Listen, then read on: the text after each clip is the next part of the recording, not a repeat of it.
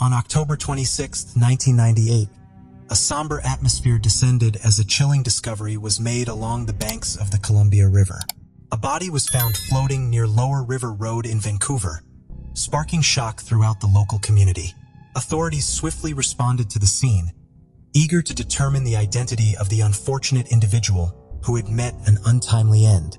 As they approached the body, the strong smell of decay indicated that the man had been in the water for a significant period. With no immediate clues to his identity, they carefully removed the body from the water and transported it away for the meticulous tasks of identification and autopsy to begin. Little did they know that this was the start of a mystery that would continue to weigh on their minds for years to come. As the medical examiner's office began the process of an autopsy on the unidentified man's body, a chilling truth emerged. The autopsy revealed he had died from a gunshot wound to the head. But as investigators pored over the evidence, they were left with more questions than answers. Had the man taken his own life? Had someone else pulled the trigger? The truth remained shrouded in uncertainty. But that wasn't all. It was believed that the man had been in the water for anywhere from 6 months to a year, and this left authorities scrambling to piece together a timeline of events leading up to his tragic end. Despite the passage of time, the medical examiner's office was also able to estimate the man's age at the time of his death, putting him at around 53 years old. These findings only deepened the mystery surrounding the case. Who was this man, and how had he met such a grisly end? The investigators faced a daunting challenge in their quest to uncover the truth behind the man's tragic end. They knew they had to first identify who he was, but it was a task easier said than done. For the man had been found with no means of identification, leaving authorities with no starting point. The investigators turned to the records of missing persons in the area, hoping to find a lead. But their search came up empty, leaving them with no idea who the remains could have belonged to. Desperate for answers, they cast a wider net, notifying agencies throughout the Northwest in the hopes that someone, somewhere could identify the unknown victim. Despite their tireless efforts, however, their search proved fruitless. Another thing that could have helped investigators in uncovering the man's identity was fingerprints. However, the hope of this was dashed due to the advanced state of decomposition of the body. As days turned into weeks, the investigation seemed to be hitting a brick wall. Frustration began to set in as the investigators were no closer to solving the mystery of the man's identity or his untimely demise.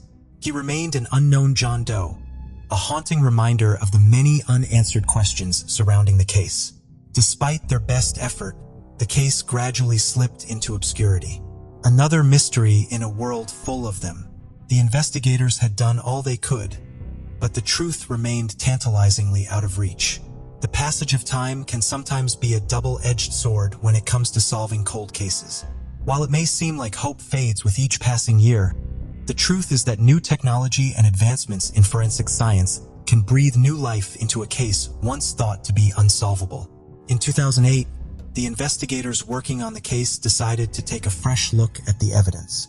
Armed with the latest forensic tools and techniques, they reached out to the University of North Texas Center for Human Identification, hoping that the advancements in DNA profiling would finally lead them to the answers they so desperately sought.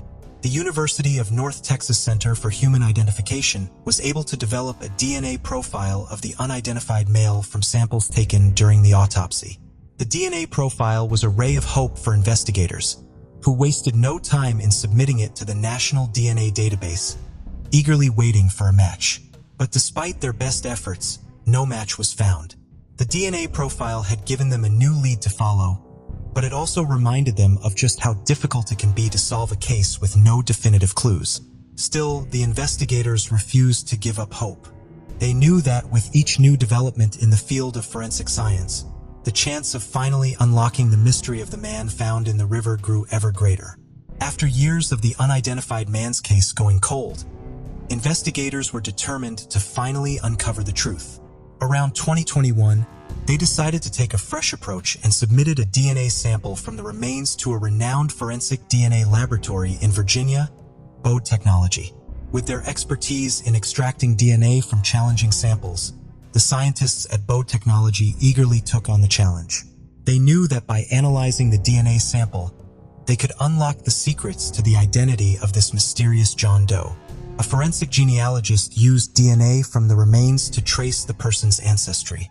Through meticulous research and comparison, the forensic genealogist discovered an ancestral link to a family from California. The lead was promising, and the genealogist pointed to one person in particular, the son of Chelsea Johnson Jr. and Ruth Marie Henson. Interestingly, this individual named Michael Johnson had no traceable activities since 1998. The investigators knew they had struck gold and were now one step closer to finally unraveling the identity of the mysterious John Doe. And so, as the autumn leaves fell in October 2022, Nikki Costa, the operations manager of the medical examiner's office, made a breakthrough in the case of the unidentified man. Nikki managed to track down Chelsea and Ruth Johnson's other children, Russell Johnson and Kathy Bergen, and they revealed some startling information. Apparently, their brother Michael had disappeared without a trace over 2 decades ago and had cut off all contact with the family. Could this be the missing link that investigators had been searching for all these years? Nikki was bent on solving the case of the unidentified man. She tirelessly pursued the lead that the DNA sample belonged to Michael. To confirm her suspicions, Nikki reached out to multiple agencies determined to find the missing piece of the puzzle.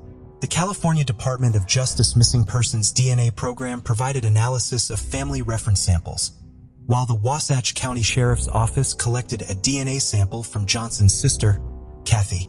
Meanwhile, the University of North Texas Center for Human Identification sent its DNA profile, which was developed in 2008, to California's Missing Persons Program for comparison. With all the evidence gathered, Clark County's chief medical examiner, Dr. Martha Burt, finally concluded that the unidentified man was indeed Michael. Nikki's persistence and the collaborative efforts of multiple agencies had finally given the man a name and a chance at justice. The mysterious circumstances surrounding Michael's death remain a puzzle to investigators who have yet to uncover any information about his activities leading up to the discovery of his body. Nevertheless, the discovery of his identity was a huge breakthrough in the case, giving investigators a starting point to unravel the mystery. Now, authorities are reaching out to the public for help, hoping that someone might come forward with information that could shed light on what happened to Michael. Every little bit of information could make a difference, and authorities are eager to get to the bottom of this perplexing case. Before we proceed, I've got an exciting surprise for you. We've launched a brand new channel dedicated to intriguing content such as old historical mysteries, cold cases, and particularly chilling horror stories perfect for bedtime. Drop a comment letting us know if you're a fan of horror stories or not.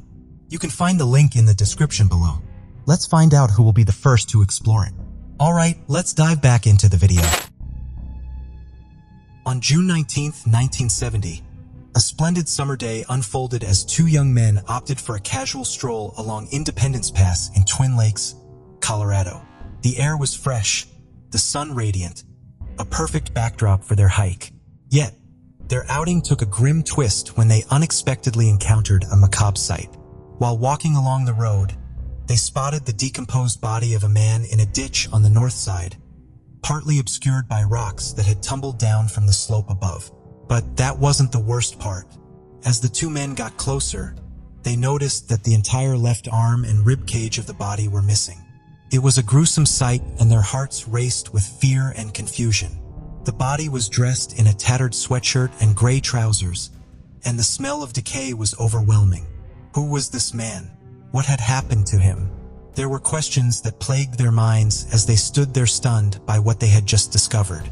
Without wasting a single moment, the 2 men contacted the authorities, who arrived at the scene with a sense of urgency. As they approached the decomposed body, they suspected that the man was in his early 20s. The officers carefully examined the scene, taking note of every detail that could help them solve the mystery. In addition to the missing left arm and rib cage, the officers also noticed that the man was wearing 3 pairs of socks and hiking shoes. They even found a sock pulled over his left shoe. But that wasn't the only odd thing they found. Upon searching the man's pockets, they found $7 and a razor, but those items offered little insight into the man's identity or the circumstances of his death. No wallet or ID was found on the man, leaving the officers to wonder who he was and what had happened to him. Officers also extensively searched the area around the body, hoping to find any clues, but to no avail. The man's remains were quickly removed from the scene and taken for analysis, but despite their best efforts, detectives couldn't identify him. They scoured missing person reports, interviewed locals, and even searched through dental records, but nothing seemed to match. The man was a complete enigma, and the mystery only deepened as they delved deeper. The officers were perplexed by the condition of the body. It seemed as though the man had been out in the elements for a long time, possibly all winter. Yet his clothing didn't seem appropriate for such harsh conditions. The officers also couldn't help but wonder, what could have happened to the missing body parts? Had they been removed post-mortem, or had they been eaten by wild animals? It was a gruesome thought, but it was a possibility they couldn't ignore. The officers could only speculate until a shocking discovery was made. On July 15, 1970, more than 3 weeks after the body was found, a state highway maintenance man found the missing limb below the road where the body had been discovered. The shoulder and arm were stripped down to the bone, but the hand and wrist still had flesh on them. The discovery only deepened the mystery. How had the limb ended up there, and why was it separated from the body? The condition in which the body part was found was perplexing, leading the officers to speculate that it could have been removed after the man died, possibly by a snowplow, but they had no concrete evidence. As the years passed, the mysterious man found Independence Pass became nothing more than a forgotten memory. The lack of identification left him with no name and was simply identified as Independence Pass John Doe. He was relegated to the status of an unknown soul buried beneath a simple marker reading unidentified male in the Evergreen Cemetery of Leadville. The case went cold, and as time marched on, it seemed that the truth behind Independence Pass John Doe's identity would remain a mystery forever. In 2011, a man named John Pearson, who had devoted years to cleaning up the Evergreen Cemetery, stumbled upon the grave of the Independence Pass John Doe while cleaning an overgrown section. Pearson, who was also a Vietnam veteran, couldn't help but be curious about the man's identity. He wondered if perhaps Independence Pass John Doe too was a fellow veteran of the Vietnam War. Pearson's curiosity led him to reach out to Audrey Simpkins, a crime and intelligence analyst with the Colorado Bureau of Investigation, who then enlisted the help of Sylvia Pettum, an expert in identifying John and Jane Does. Together, they journeyed to the small town in August 2011, eager to uncover the truth behind the mysterious grave. But despite their efforts, the case once again grew cold, leaving Independence Pass John Doe's identity shrouded in secrecy for a little while longer. In 2013, after 2 years of silence, the case of the Independence Pass John Doe started to gain momentum. Audrey and Sylvia returned to Leadville and searched for the case records, only to find out that they were missing. Together with the then coroner Shannon Kent, they made sure that the case details were entered into the National Missing and Unidentified Person Systems database. Sylvia, a determined woman, then asked the Lake County Sheriff to exhume the remains of the John Doe to enable DNA sampling. The body was exhumed, and with the help of the Colorado Bureau of Investigation, a fingerprint was obtained. DNA was extracted from the John Doe's femur and skull at the University of Northern Texas, and hope was renewed for finally identifying the unknown man. But instead of being laid to rest in his grave at Evergreen Cemetery, John Doe's body remained in a casket in the office of former Lake County Coroner Shannon. It took 8 long years for the man to finally be reburied. In the quiet of 2022, a breakthrough was made in the decades-long case. A team of detectives submitted DNA extracted from the unidentified John Doe for forensic genetic genealogy testing. The test yielded a promising lead. Details of this lead remained shrouded in mystery, but it was enough to crack the case wide open. Finally, after all these years, John Doe had a name: Gardner Paul Smith, who would have been just 39 years old when his remains were discovered. Gardner was no longer just a nameless body in a grave. He had a story, a life, and a family. Born in Modesto, California on September 22, 1930, Gardner was the older son of Paul and Bernita Smith and grew up in a skiing family. Both of his parents were skiers, and it was only natural that Gardner and his younger brother, Amor, took up the sport. For Gardner, skiing was more than a hobby. It was a way of life. He attended the University of Nevada in Reno, where he not only studied, but also competed on the college ski team. Gardner's dedication to the sport was admirable, and he was always pushing himself to improve. In fact, he was known to experiment with different techniques, once even attempting giant slalom courses on cross-country skis to work on his balance. But Gardner was more than just an athlete. He was a deep thinker and a humanist, always seeking to understand what it truly meant to be alive. In the latter part of his life, he became fascinated with psychic phenomena and the powers of the mind, and he wanted to unlock the secrets of human consciousness, and he spent countless hours exploring this area of study. In June 1951, Gardner was just a young man when he joined the Army, serving 2 years of active duty and then transferring to the reserves where he served 4 more years. He did his duty honorably and was discharged in June 1957. Gardner's path eventually led him to Argentina, where he met the love of his life, Jennifer Dawn Andrews, in 1961. The two got married, and Gardner brought his new bride back to California. It wasn't long before they welcomed their first child, a daughter named Jean, into the world on June 18, 1962. However, at some point, Gardner left his wife and young daughter. Jennifer eventually obtained a divorce from Gardner in 1968 and went on to marry Ernest M. Dillard. Unfortunately, Ernest passed away in 1974, leaving Jennifer a widow once again. As for Gardner, he drifted between California and Aspen, seemingly unable to settle down after his divorce. Dick Dorworth, an accomplished ski racer and Gardner's longtime friend, vividly recalls the last time he saw him in 1968. Gardner, who was living life on the road, was trying to promote a new ski pole grip he had designed. This was not the first invention he had created, as he had also come up with double lens goggles but had failed to market it. After a week of crashing on his friend's couch, Gardner vanished into the unknown, never to be seen by Dorworth again. In fact, the last anyone heard from Gardner was through a postcard he sent to his mother, dated November 12, 1969. Simply read, "I am doing all right. Don't worry. Love, Gardner." At the time, his mother was hopeful, but little did she know that it would be the last that she would ever hear from her son. Gardner's daughter Jean was filled with unanswered questions about her father, who disappeared when she was just a baby. For years, she was left to wonder where he had gone and why he never came back for her. Her mother and family members were tight-lipped about his absence, leaving her to piece together her father's life on her own. And it wasn't until decades later in that she finally got some answers, when her father's true identity was discovered. Now a 60-year-old woman with a family of her own, Jean is determined to give her father the honor he deserves. She plans to arrange a small military funeral and have a headstone made in his memory. As for where he will finally be laid to rest, Jean hasn't made up her mind yet. But one thing is for certain: she will always hold a special place in her heart for the father she never got the chance to know. The mystery surrounding Gardner Smith's death persists. While there is no record of an autopsy performed on him, the Colorado Bureau of Investigation reports that there was no evidence of foul play, and speculations about how he died continue to circulate. Some speculate he may have been the victim of a crime and his body was dumped in Independence Pass. Others suggest he may have hiked up there with the intent to hike back down, only to get caught in a sudden storm, become disoriented, and succumb to the cold. However, the truth about Gardner Smith's death remains shrouded in mystery, leaving many unanswered questions. Before we continue, 90% of you haven't subscribed to our channel, so if you like this video, please subscribe.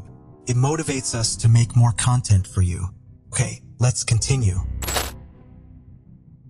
It was a chilly day on November 28, 1992, when something unusual caught the eye of a group of people near the Walker Wildlife Area off River Road in Colorado.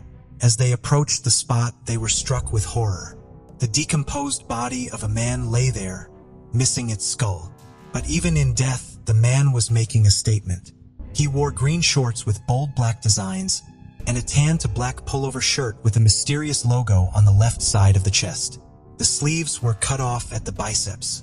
The people called it in, and authorities sprang into action, racing to the scene with sirens blaring.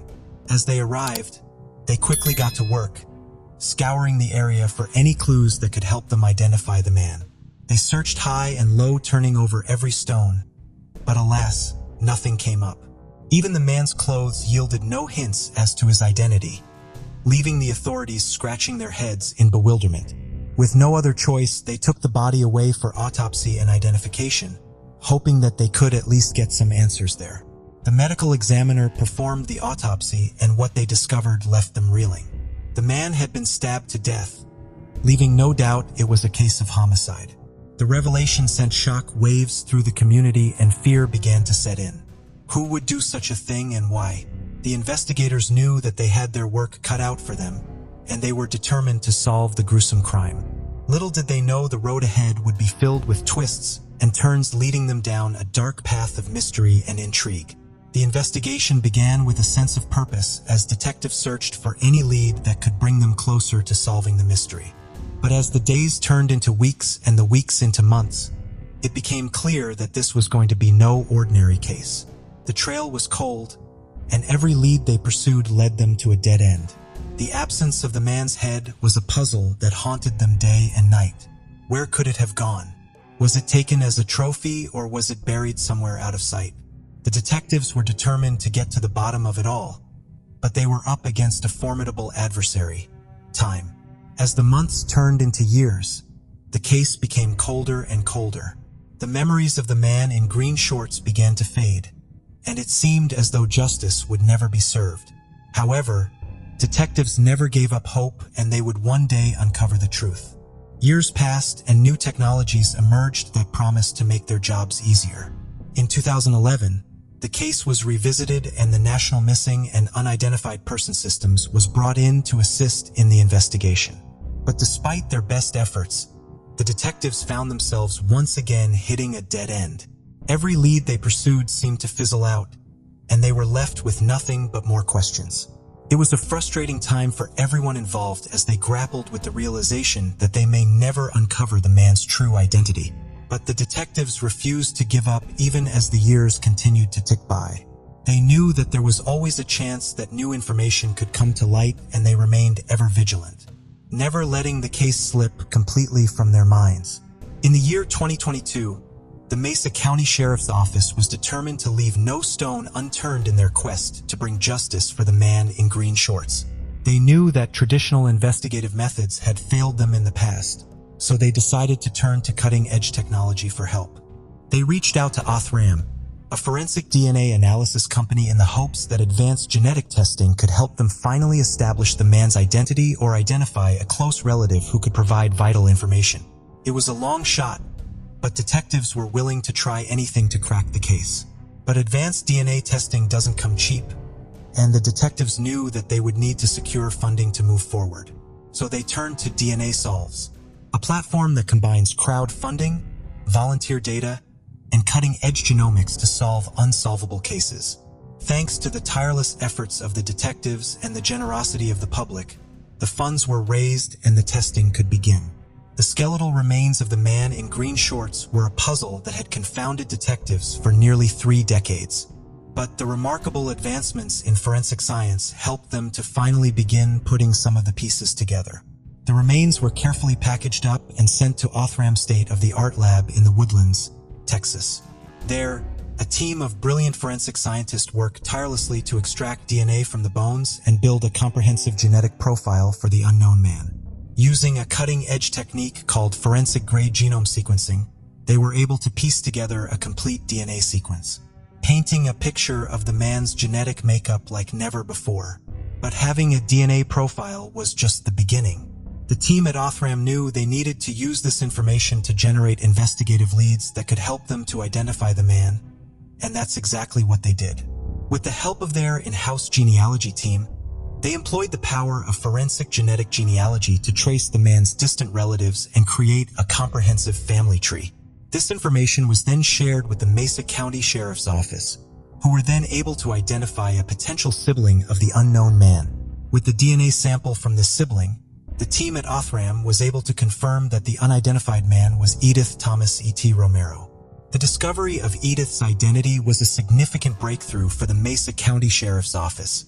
But with the mystery of his death still unsolved, detectives knew they had to dig deeper to uncover the truth. Edith had come a long way from his early life, but the details of his upbringing remained shrouded in mystery. Despite this, detectives were able to piece together a picture of the man he had become. As detectives delved into his past, they discovered a man who had lived a life of service and sacrifice. His military service was just one example of the courage and bravery that defined him.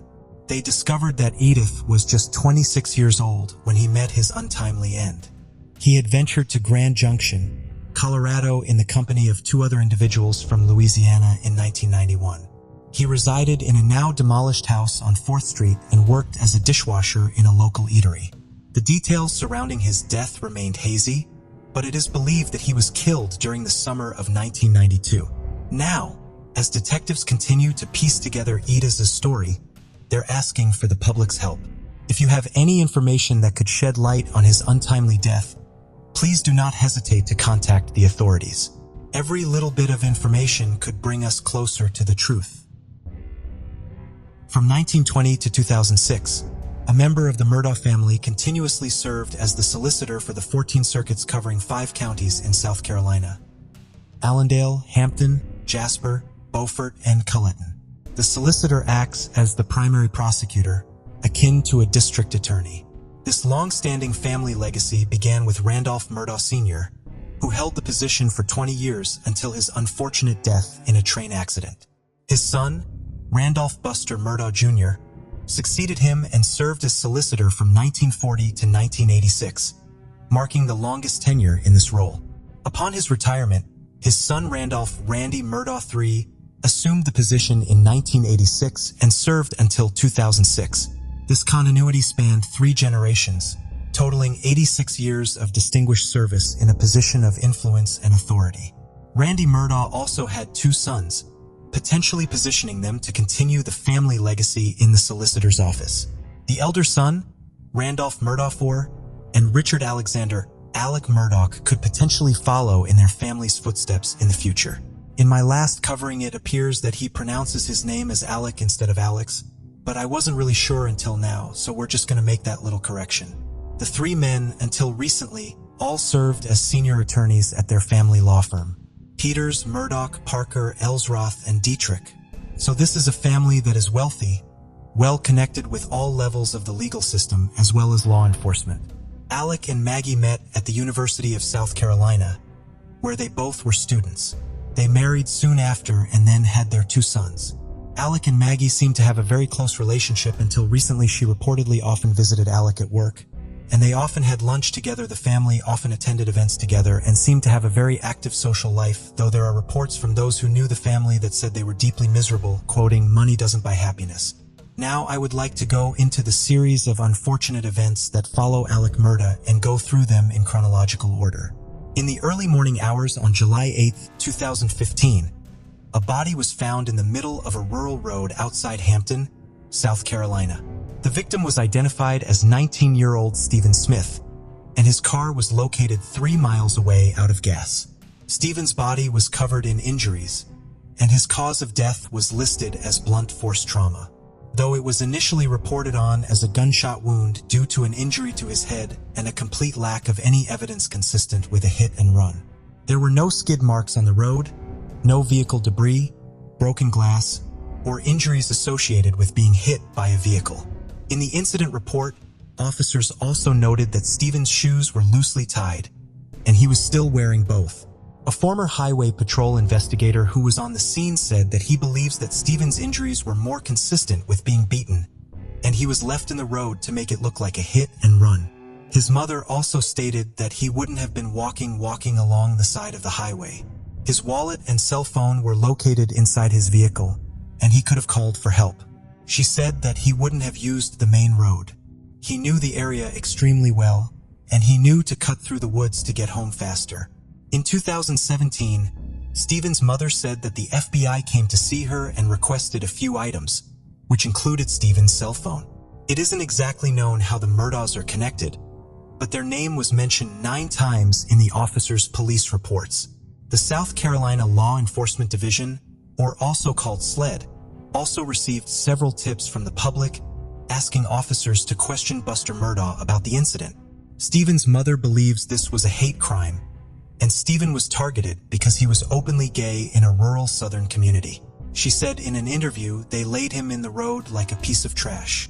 Stephen was a human just like everybody else, and he deserves respect just like anybody else. He might not have been rich, but he was loved. She spoke to local reporters saying it was an uphill battle to get law enforcement to take her concerns seriously. For years, nothing seemed to be happening in the case. However, in 2021, the case was reopened with renewed hope of getting closure. So new court documents have unearthed more to this particular story than what was previously known. On February 26, 2018, the Murder family's longtime housekeeper, Gloria Satterfield, died. The death was listed as accidental, and it was alleged to have been a trip and fall accident. Alec Murdaugh said that she had tripped over one of the family dogs and fell down a flight of stairs. Her injuries had been severe, and she was in a coma for 3 weeks before her eventual death. She had been employed by the family for over 2 decades. The incident had not been reported to the coroner, and no autopsy was done at the time of her death. More suspiciously, on her death certificate, her cause of death was listed as natural, which is not accurate, and it is unclear whether any sort of official investigation took place, as this was a workplace death and it should have been.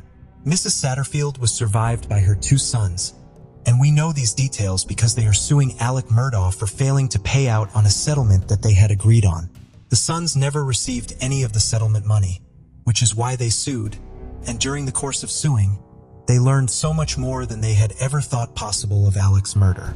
They alleged that at their mother's funeral, Alec approached them and said that he would help to take care of them, which included paying them the proceeds from a life insurance policy that had been taken out on Mrs. Satterfield's behalf. Murdaugh suggested an attorney for them to use, a Corey Fleming, but failed to mention that Fleming was a close and personal friend. The sons also alleged that Fleming helped divert $1 million from the settlement back into Murdaugh using a shell corporation. Okay, so this part is a little bit complicated as I am not a legal professional, but I'm going to break it down how I understand it. It appears that there was a settlement agreed on by the Murdaugh legal team and the legal team representing the sons, which was Corey Fleming. They agreed on a $500,000 settlement. However, it appears that there was a judge's order approving a $4,300,000 settlement, but that figure was never brought for the sons' approval. The document had been signed, but it was never filed with the courts. Out of that $4,300,000, they would have received roughly $2,700,000 after the legal fees were paid. However, the Satterfield family had never been made aware of this figure, just that $500,000 figure. It is alleged that the money was paid out by the insurance company and then accepted into a shell company called Forge, which was owned by Murdaugh, who was then able to funnel the money back to himself to pay off credit debts. There is a legitimate financial consulting firm called Forge, which handles insurance settlements of this nature, though they are not affiliated with the company that accepted the Satterfield settlement. This is a deeply troubling financial fraud scheme, which we will cover more later, and it seems to have required a fairly decent amount of planning. This didn't just kind of accidentally happen. A shell company was formed in order to appear to be a reputable company. It then calls to question whether this was all orchestrated prior to Ms. Satterfield's death. I mean, how many employers take out multi-$1 million life insurance policies for their housekeepers? So far, we only have one side of the lawsuit, and I'm sure more will come out in court with discovery. I'm curious to know when that life insurance policy was taken out, who signed off on the death certificate, and what consequences Corey Fleming will face as he didn't act in his client's best interests, and was actually negligent in not informing them of what the judge signed off as their award. This whole thing seems rotten from the inside out. So what kind of started off with this family being in the media was this 2019 boat crash that resulted in the death of 19-year-old Mallory Beach. It was February 24th, 2019 when Paul Murdaugh, Alec Murdaugh's youngest son, and a group of 5 friends had been driving his father's boat. Paul is seen hours before the accident purchasing alcohol with what was determined to be a fake ID, likely his older brother Buster Murdaugh's ID. The group then goes to a bar in Beaufort, South Carolina, Luther's Rare and Well Done, polishing, purchasing, stumbling, and appearing intoxicated. At 2:20, stumbling and appearing intoxicated. At 2:26 a.m., this call comes into the 911 dispatcher. Officers described the condition of the boat as having a 6-foot gash, where the boat split at the seam. The boat contained numerous empty, partially consumed, and full alcoholic beverages still on ice. 4 of the team were rushed to the hospital, and their Paul's blood was taken to determine his blood alcohol levels. It is unclear at this time why Paul wasn't given a sobriety test at the scene of the crash. It was a hospital that took it upon themselves to make sure that someone at Paul's BAC was 0.286, more than 3 times the legal limit. That night, Mallory's body was not found, and it was presumed that she was deceased. She was recovered by boaters a week later. Her cause of death was determined to be blunt force trauma and drowning. The Beach family pressed criminal charges against Paul, but they were dropped when Paul was murdered in June of this year. They still have a civil lawsuit against Alec Murdaugh, which remains, and Connor Cook, the boyfriend of Mallory, has also sued Murdaugh, alleging that the lawyer orchestrated a campaign to falsely blame him for the boat crash in his lawsuit. He also alleges that Myrtle knew Paul had issues with alcohol and had told Paul he couldn't have access to the boat anymore due to a previous history of him driving while intoxicated, but didn't do enough to ensure Paul didn't access the boat. He also said that while at the hospital, Alec Murdaugh arrived and told all of the teens to keep their mouths shut in an attempt to control the narrative. Murdaugh also referred a lawyer for the Cook family, but didn't disclose that the lawyer he had referred was a close personal friend and was also the godfather of Paul. The lawyer advised Connor to not cooperate with law enforcement, which made him appear guilty. Connor obtained a new attorney months later, and his new attorney was able to provide information to law enforcement that led to charges being able to be laid against Paul Murdaugh. Paul had been charged with boating under the influence, causing bodily harm and causing the death in a boat crash. Paul had pleaded not guilty to the charges, and a trial was underway. On June 7, 2021, Alec Murdaugh makes his chilling 911 call at 10 o'clock and 7 seconds p.m. He arrived at the family hunting lodge in Isleton and discovered his wife and son, Paul.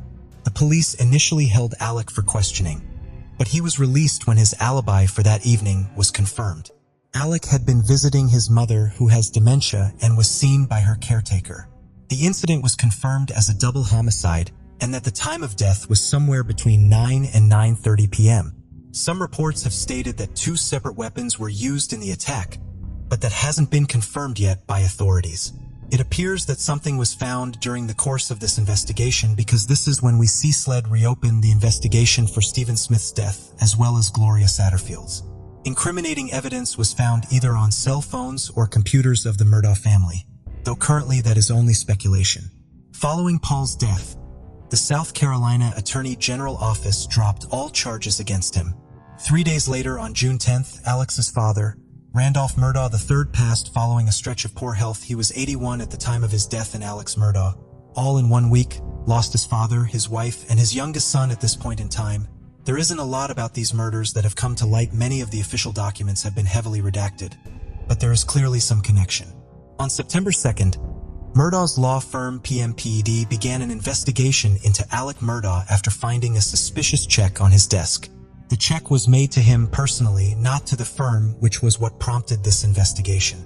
It is discovered that Alec was taking money from the firm, as well as clients, and funneling those funds into a personal account. PEMT was able to track the funds and uncover the fraud. Alec was confronted about the misappropriated funds and was asked for his resignation, and he did so on February 3rd. The following day, the law firm brought their findings to the Hampton County Sheriff's Office and SLED, which started an investigation of suspected criminal activity. A lawsuit was filed in October by the law firm suing Alec Murdaugh, and it is here we learn about how the law firm discovered what was happening. They also discovered the fictitious entity called Forge, which, as we discussed earlier, was made to look like a legitimate financial consulting firm, but it provided no services and had no products for sale. Its creation was established solely to convert money from the law firm to Murdaugh. They claimed that they had no knowledge of what Murdaugh was doing, and said in their lawsuit that because he had disguised the payments using a company that they used regularly, it had evaded detection. This was a company that they used routinely for years, and because Murdaugh knew the ins and outs of how the law firm used this company, he was successful in making these payments look legitimate. PEMP's website has the statement released: the lawyers and employees of PMPED live and work in Hampton, Jasper, Colton, and Beaufort counties. Most of us grew up in the area, attended local schools, worship at area churches, and continue involvement with local civic organizations and charities. We are proud of our communities and are distressed by this tragic situation involving our former partner Alec Murdaugh. The negative attention that this has brought to our community and to our firm is regrettable. PEMPT is a robust firm with skilled, experienced attorneys who represent our clients with a fierce commitment to obtaining justice. We were shocked and dismayed to learn that Alec violated our principles and code of ethics. He lied and he stole from us. No member of PMPD was aware of Alec's scheme. When we learned he betrayed our trust, we requested his resignation immediately. We have yet to speak to anyone who was aware of his addiction to opioids. While Alec's situation is tragic, be assured that the firm is strong and focused on representing its many clients. We provide legal services locally and statewide. We hold ourselves to the highest ethical standards in handling our clients' cases. Despite the widespread recent publicity, we continue to work to represent our clients with the same diligence and professionalism as prior to the discovery of Alec's misdeeds. The funds taken by Alec will not affect current or future operations. No client will suffer a financial loss as a result of Alec's misconduct. We have read the media reports about the lawsuit and settlement resulting from the death of Gloria Satterfield. If these reports are accurate, we are stunned at what occurred. It is important for everyone to know that PMPD did not represent Alec in that case. His insurance company hired counsel to represent him. Like many of you, we have a lot of questions about Alec and what has recently come to light. We don't know the answers, but we will continue assisting law enforcement and other authorities in efforts to find the truth. PEMPT is committed to our clients and community. You can count on us to operate our firm in an honorable and transparent fashion. So the law firm has stated that they are still working with a forensic accountant to see how long this goes back and how much money has gone missing in total.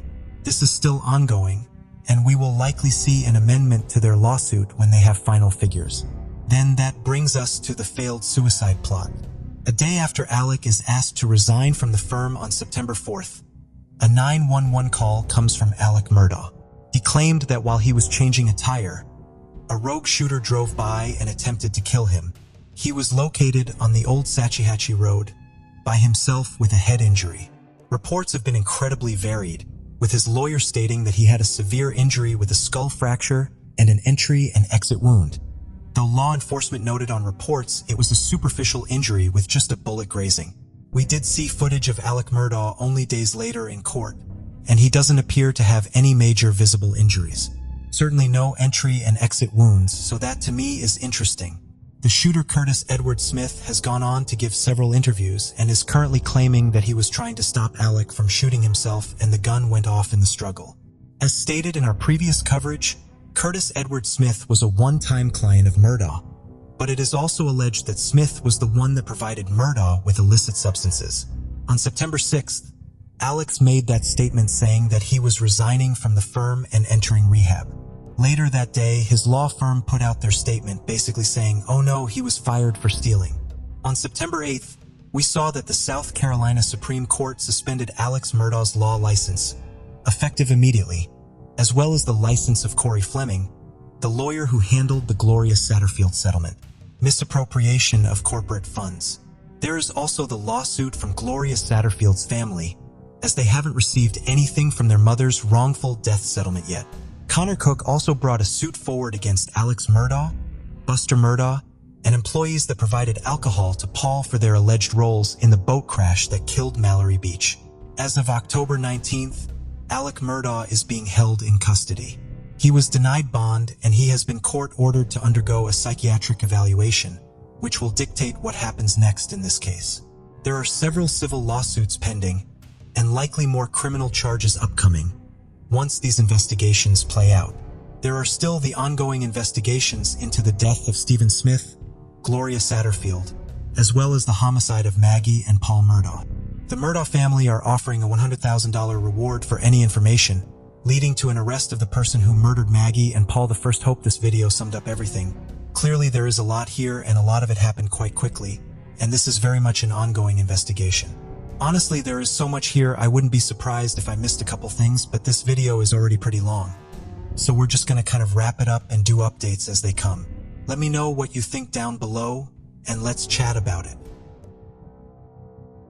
Drew Peterson was born on January 5th, 1954, in Bolingbrook, Illinois.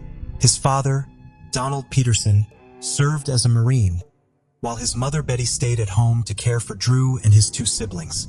Donald was known as a strict military man with a drinking problem and a temper, traits that Drew would later emulate in his own life.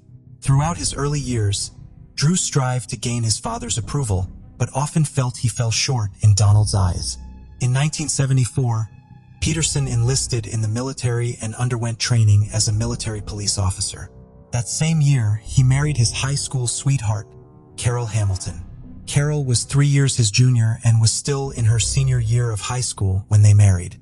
The couple had 2 sons, Eric and Stephen. In 1977, Drew joined the Bolingbrook Police Department in suburban Chicago.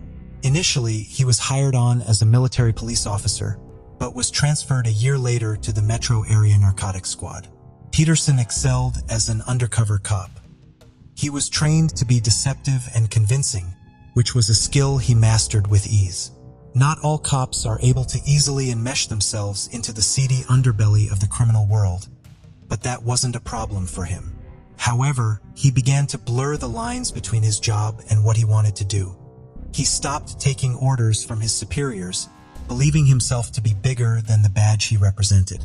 He started doing his own undercover operations, unauthorized. In 1980, his wife, Carol, leaves him following the discovery that her husband was using undercover Second Life as an excuse to sleep with women. Drew said it was a necessity to gain the trust. Carol disagreed. Carol would be the first and one of the only wives to get spousal support from Drew. Peterson married his second wife, 23-year-old Vicky Rutskiewicz, in 1982, but the couple had dated for years before that, possibly even while he was still married to Carol. Vicky was a bar owner, and Drew didn't like that she had so much going on outside of their marriage. Vicky stated by 1985, Drew was fired from the Bolingbrook Police Department among several accusations of bribery, disobedience, and misconduct. However, he appealed and his union was able to secure his job again, though he would be demoted to a patrol officer. Vicky stated that Drew had placed recording devices throughout their home and monitored her and the children. He would also threaten that he knew how to kill her and make it look like an accident. Their marriage only lasted 10 years. Vicky finally had enough when it was discovered that Peterson was not so subtly dating someone new, Kathleen Sabio. Kathleen was a young and beautiful accountant who was set up with Drew on a blind date. Kathleen had been swept away with gifts, vacations, and the promise of a stable life with a home and children. To Kathleen, Drew was Prince Charming. She believed every tall tale he told her, including that he was divorced, when in actuality he was very much still married. Drew had told her wild lies about Vicky, including that she was a mentally unstable drug addict. Drew warned her that if Vicky ever reached out to her, she should ignore everything because Vicky was so unstable and the divorce wasn't going well. Despite all the red flags, Kathleen and Drew married in 1992, only 6 months after their first date and only weeks after his divorce to Vicky was finalized. The couple had 2 children, and it was after the birth of their second son that Kathleen felt a change in their relationship. Kathleen had settled into motherhood, and much like his first 2 previous marriages, Drew hated when he wasn't the center of attention. In his first marriage, it was after the birth of his first 2 sons that started the deterioration of the marriage, and the second was Vicky's bar that kept her away from home. Drew resented that so much attention was being focused on the children and started abusing Kathleen in retaliation. Drew would call Kathleen fat and ugly, and physical abuse followed. Kathleen would end up in the emergency room on 2 separate occasions. In October 2001, Kathy received an anonymous letter informing her that her husband was dating a 17-year-old girl named Stacy. Kathleen was furious, but when she confronted Drew about it, she was the one that ended up in the ER covered in bruises.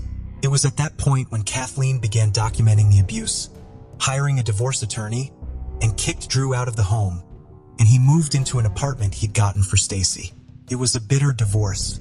Drew purchased a home near Kathy to stay close to the children, but it was also to monitor and attempt to intimidate and control Kathleen. She said that once she woke up to Drew hovering over her bed, and she called her sister and told her that she wasn't going to make it to the end of the divorce. She believed Drew was going to kill her. Kathy was going to leave the marriage with half the house, half of Drew's pension, and full custody of their 2 children. The divorce was going to financially devastate Drew, and he was not happy about it. The police were called 18 times to Kathleen's home for trespassing, assault, and battery, and unlawful restraint. Despite this, suffered no consequences. The Bolingbrook Police Department did nothing about the accusations that one of their own was threatening to kill his wife. Kathleen went as far as going above the police department by sending a letter to the Will County Assistant State Attorney, Elizabeth Frigel, outlining the abuse and her fears about her husband, but still nothing was done. Kathleen's divorce is granted on October 10, 2003. At this point, Drew and Stacy have been unofficially married for a year and have already had their first child together. On October 18th, about a week later, Drew and Stacy marry in a low-key official ceremony. Despite the divorce being granted, it still didn't mean freedom for Kathleen. They still had to come to an agreement about dividing the marital assets. They had one more settlement appointment to finalize things, but on March 1st, 2004, Kathleen was found dead in her bathtub, and Drew was one of the first on the scene, as he was with the neighbors when they discovered the body, when he went to drop off his kids after his visitation. Though Drew was initially thought to be a suspect, he was cleared with an airtight alibi. He was home with Stacy that night. Kathleen's death was deemed an accidental drowning. Drew produced a handwritten will signed and dated on March 2, 1997, when he and Kathleen were still married. The will stated that all assets would be left to each other, and Drew would become the benefactor of Kathleen's estate, which included custody of their children, the ability to make funeral arrangements, front desk agent at a hotel. Drew overnight shift as a front desk agent at a hotel. Drew also worked overnight shifts, and they apparently met because his partner was dating Stacy's coworker. Stacy Kales was young, beautiful, full of life, but also a prime target for someone like Drew Peterson. Stacy had grown up in a chaotic household. She grew up around a lot of anger, neglect, abuse, witnessing substance abuse, and when you grow up around that, you look for any light at the end of the tunnel. Her mother had also disappeared under mysterious circumstances in 1998, and her case remains unsolved. When Stacy turned 17, the legal age of consent in Illinois, Stacy told her sister that she was dating Drew and that he had bought and furnished an apartment for her. Stacy was a sweet girl. She had a loving nature and loved kids. She wanted to be a mom more than anything. And even after Kathleen died, she took over as a maternal figure to Kathleen's boys, loving them just as she did her own children. Stacy was also swept up in Drew's romance. He bought her gifts and took her places, did fun things, and promised her a life that she had always wanted. Stacy's older sister didn't approve of the relationship. Among her concerns was the 30-year age gap between the couple, and she thought Stacy was much too young to be dating anyone, let alone dating someone so much older. Stacy gets pregnant in 2002 and gives birth to her first son, Anthony, in July of 2003. She marries Drew in the fall of 2003 when she was 19 and he was 49. All of this happening while Drew was going through his divorce with Lane. Again, Drew told familiar lies about his soon-to-be ex-wife, including that she was unstable and was abusing drugs, both of which were completely untrue. In 2005, Stacy has her second child, a daughter 31. The death devastated Stacy, and she starts to experience severe depression and anxiety. At the same time, her relationship with Drew begins to sour. Stacy, in addition to being a mom, was also working towards her nursing degree, meaning there was little time for Drew with 4 kids, school, and maintaining their home. As we saw with his other marriages, this doesn't go over well with Drew. Stacy doesn't talk to too many people about what's going on at home. She kept a lot of it to herself. Though knowing how Drew treated Kathleen, we can speculate that Stacy was treated much the same. At some point, Stacy had cosmetic surgery. She had breast plants put in. Perhaps Drew had also made her feel bad about her body or coerced her into having surgery. By 2007, Stacy seemed to have enough of Drew. She started opening up to family as well as her pastor. She wanted out, but she didn't want to end up like Kathleen. Stacy told her sister that Drew was acting super possessive, accusing her of cheating on him. He would monitor where she went, how long she was gone for, and follow her.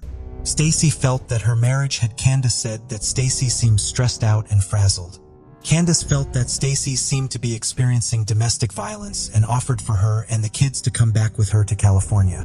Stacy said that she would think about it and told Candace that she wanted to leave her marriage. Stacy also met with her pastor, who had served as her and Drew's marriage counselor.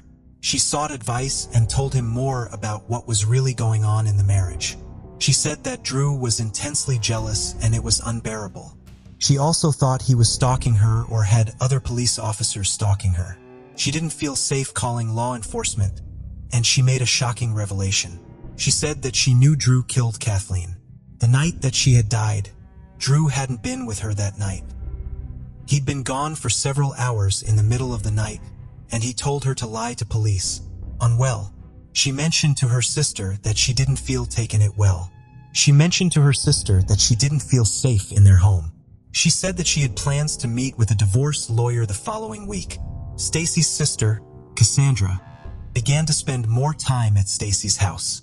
Drew was usually on his best behavior when others were around, and Stacy felt more comfortable when she wasn't alone. Cassandra leaves Stacy's home at 11:30 p.m. on October 27th. The two had plans to meet the following day at 10 a.m. The following day, Stacy failed to show up, and Cassandra was unable to get in touch with her. A neighbor the next morning notices noon. She noticed Stacy's car was missing. She went over, noon. She noticed Stacy's car was missing. She went over and asked Drew where Stacy was, and he told her that Stacy had gone to her grandfather's house. He asked if she could watch the kids for a few minutes, which she did, and Drew left for about 15 minutes. Drew also called in sick for work that day, saying that he had unused accumulated sick time that he wanted to use before his retirement in January. Cassandra continues to attempt to get in touch with Stacy. She goes over to see Drew at 11 p.m. when she notices neither of the Peterson vehicles are in the driveway. Drew tells her that Stacy left him for another man. He said that she took $25,000, her car, and her bikinis. Cassandra knew something bad had happened right away. Given Stacy's fears, she knew that she would leave her children with Drew. She would also never willingly abandon her children. They were her whole world.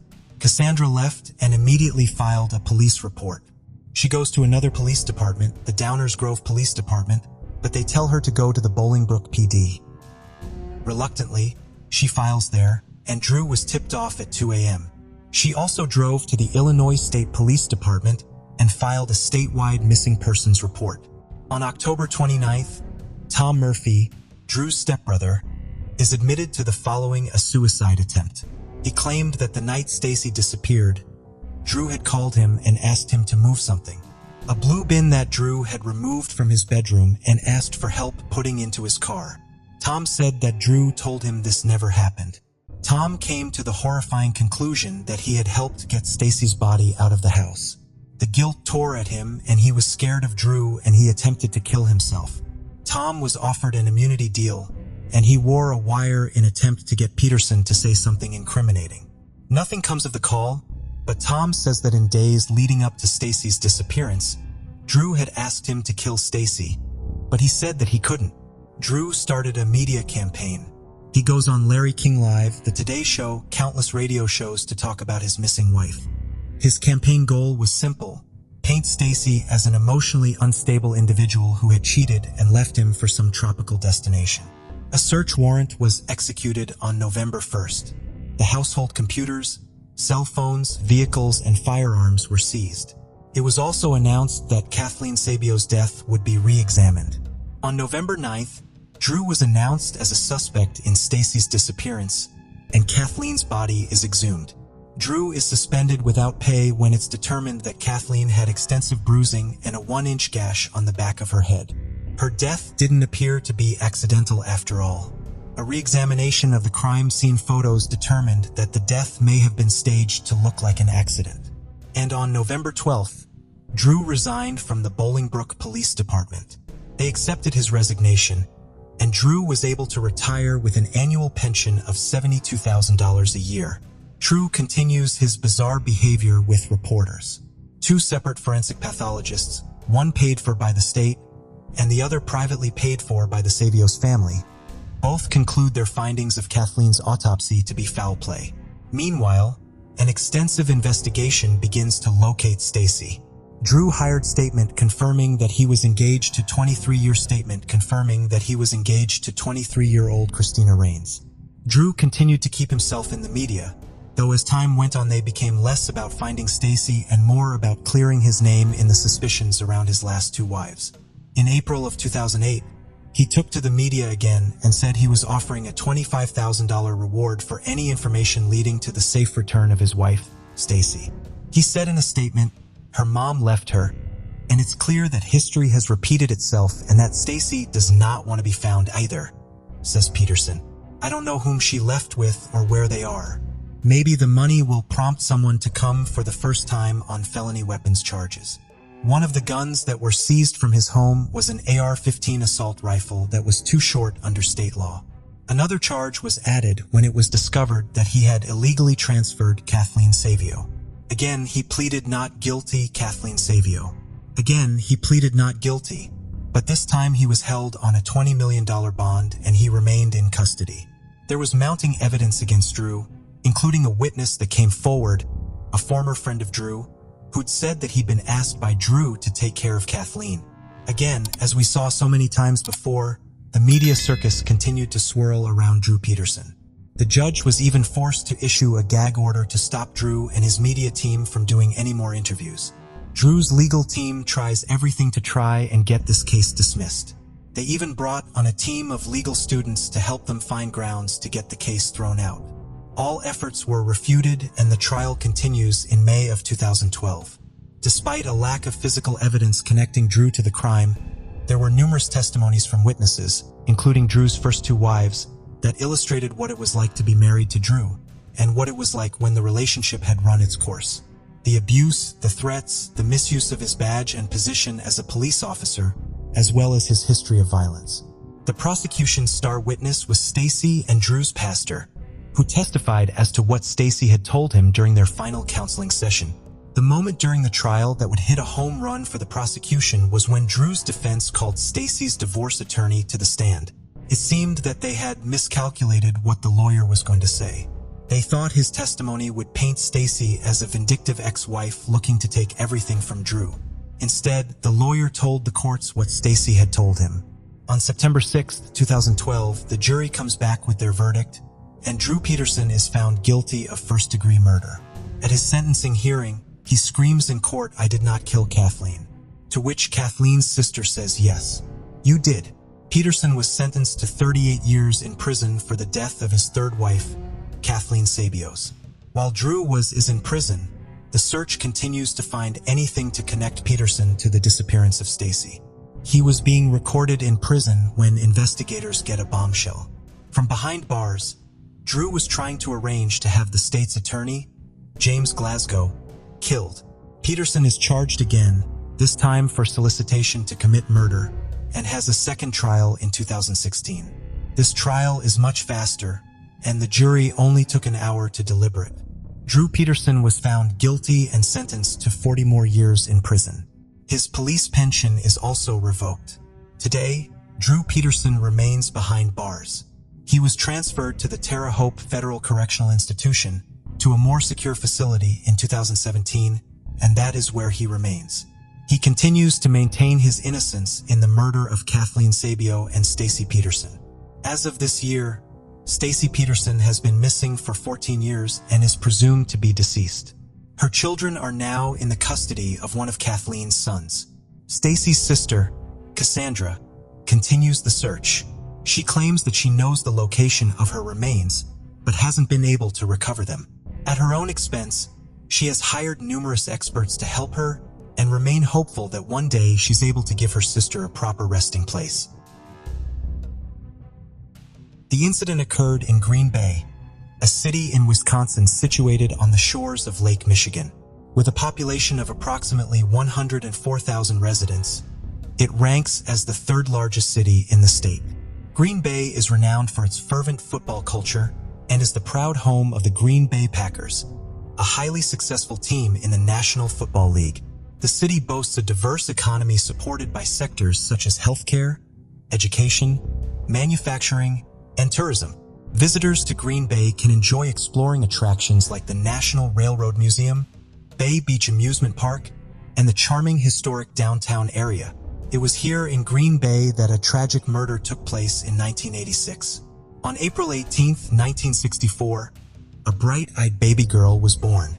Her name was Lisa Holstead. Raised by a strong, resilient single mother named Judith Karen Perro Thompson, Lisa's childhood was not without its challenges. Her father, Frank Holstead, was absent from her life, but that didn't stop Lisa from shining bright.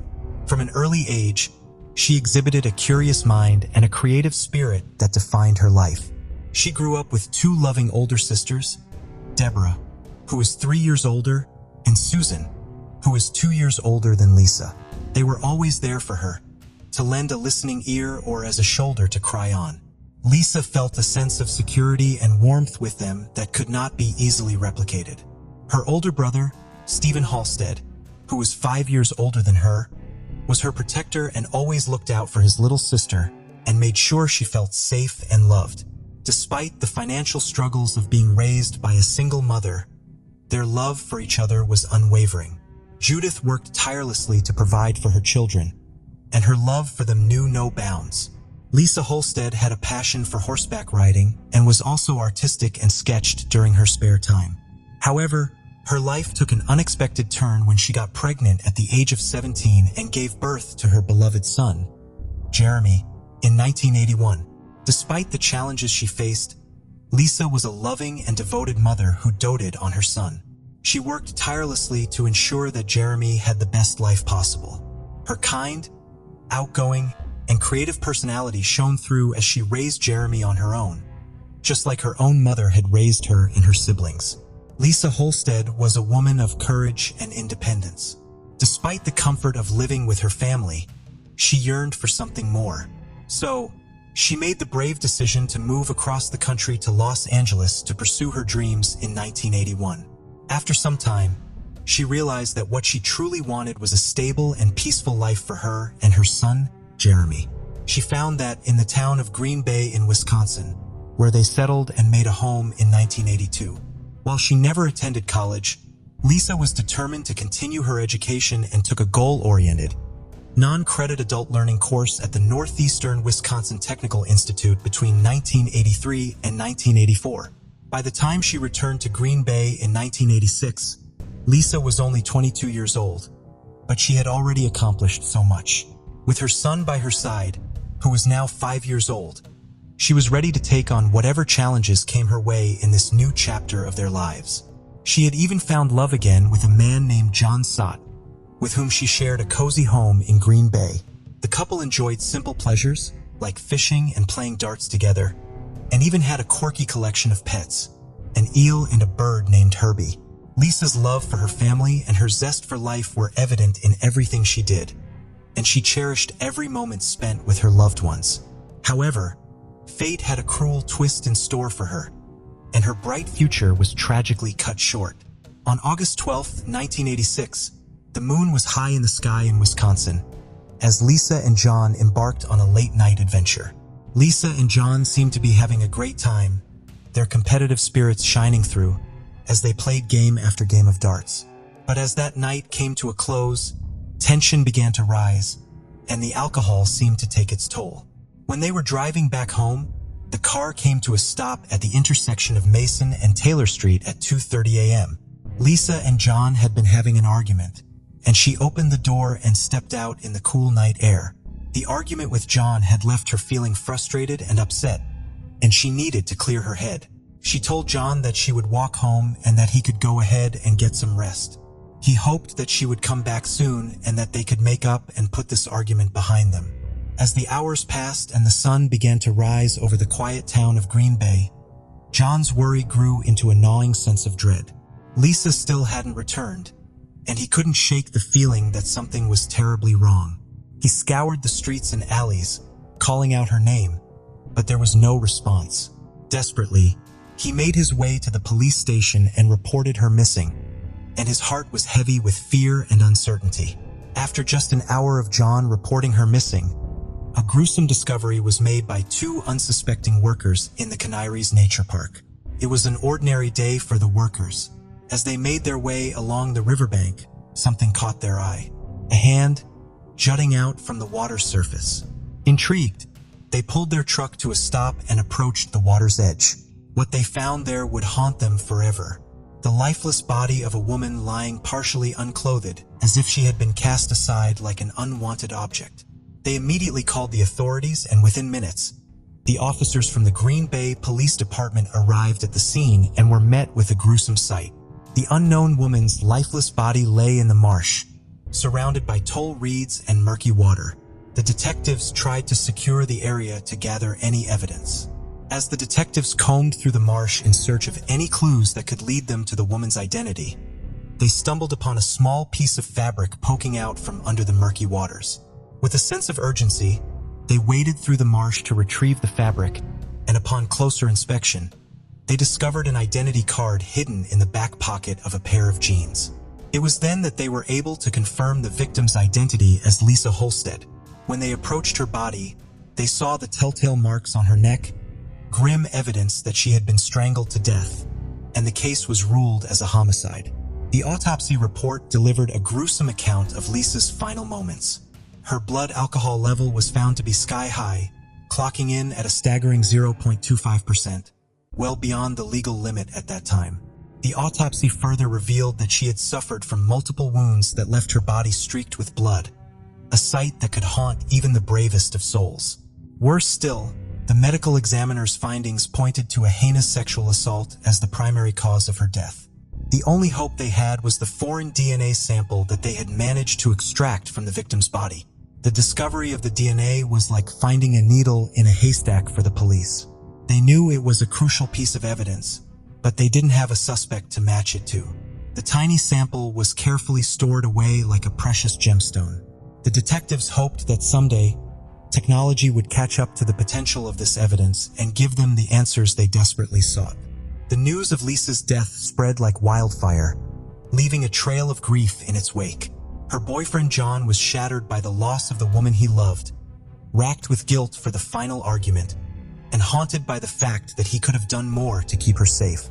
Her family was plunged into a world of pain and confusion. The police moved swiftly to investigate, interviewing everyone who might have had a motive to harm Lisa.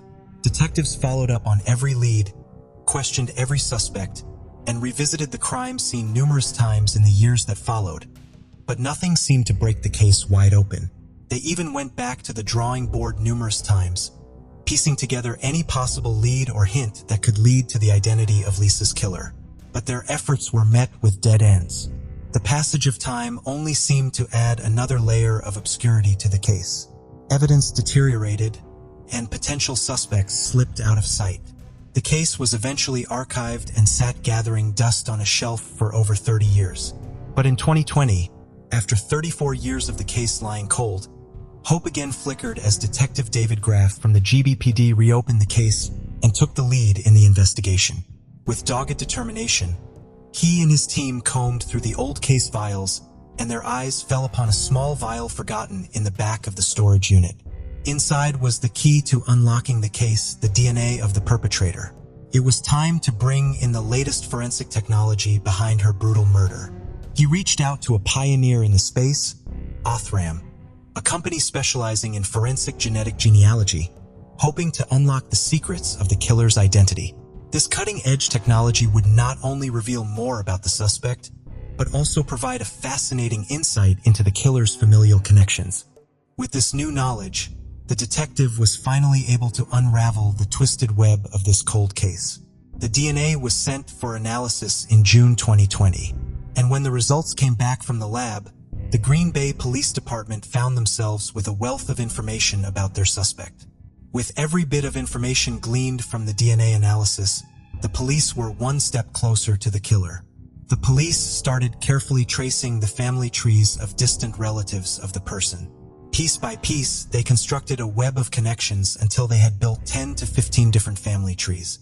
As the investigation progressed, they scoured databases and websites to find groups of people who could potentially be related to the victim. After much investigation and digging, they stumbled upon a group of individuals living in other states. Following their trail, they found a connection to Wisconsin And finally, the trail led them to Green Bay, the very place where the brutal murder took place. The police found a family member who had been living in Green Bay in 1986, the same year the crime was committed. Finally, after countless hours of work, they found a suspect whose DNA potentially matched the sample taken at the crime scene. The long-awaited breakthrough had come at last. The man was Luke Griffin, and investigators found that Luke already had a history of violence against women, including strangulation, and had been released on parole from the Green Bay Correctional Institution, where he had been serving time for the heinous crime of second-degree sexual assault. What shocked them the most was that Luke had a previous conviction for sexual assault in 1981, a fact that had gone unnoticed during the initial investigation. It seemed that the police had missed a vital clue that had been right in front of them all this time. However, thanks to the groundbreaking technology of forensic genetic genealogy and the tireless work of Detective David Graff and his team, Luke's past finally caught up with him.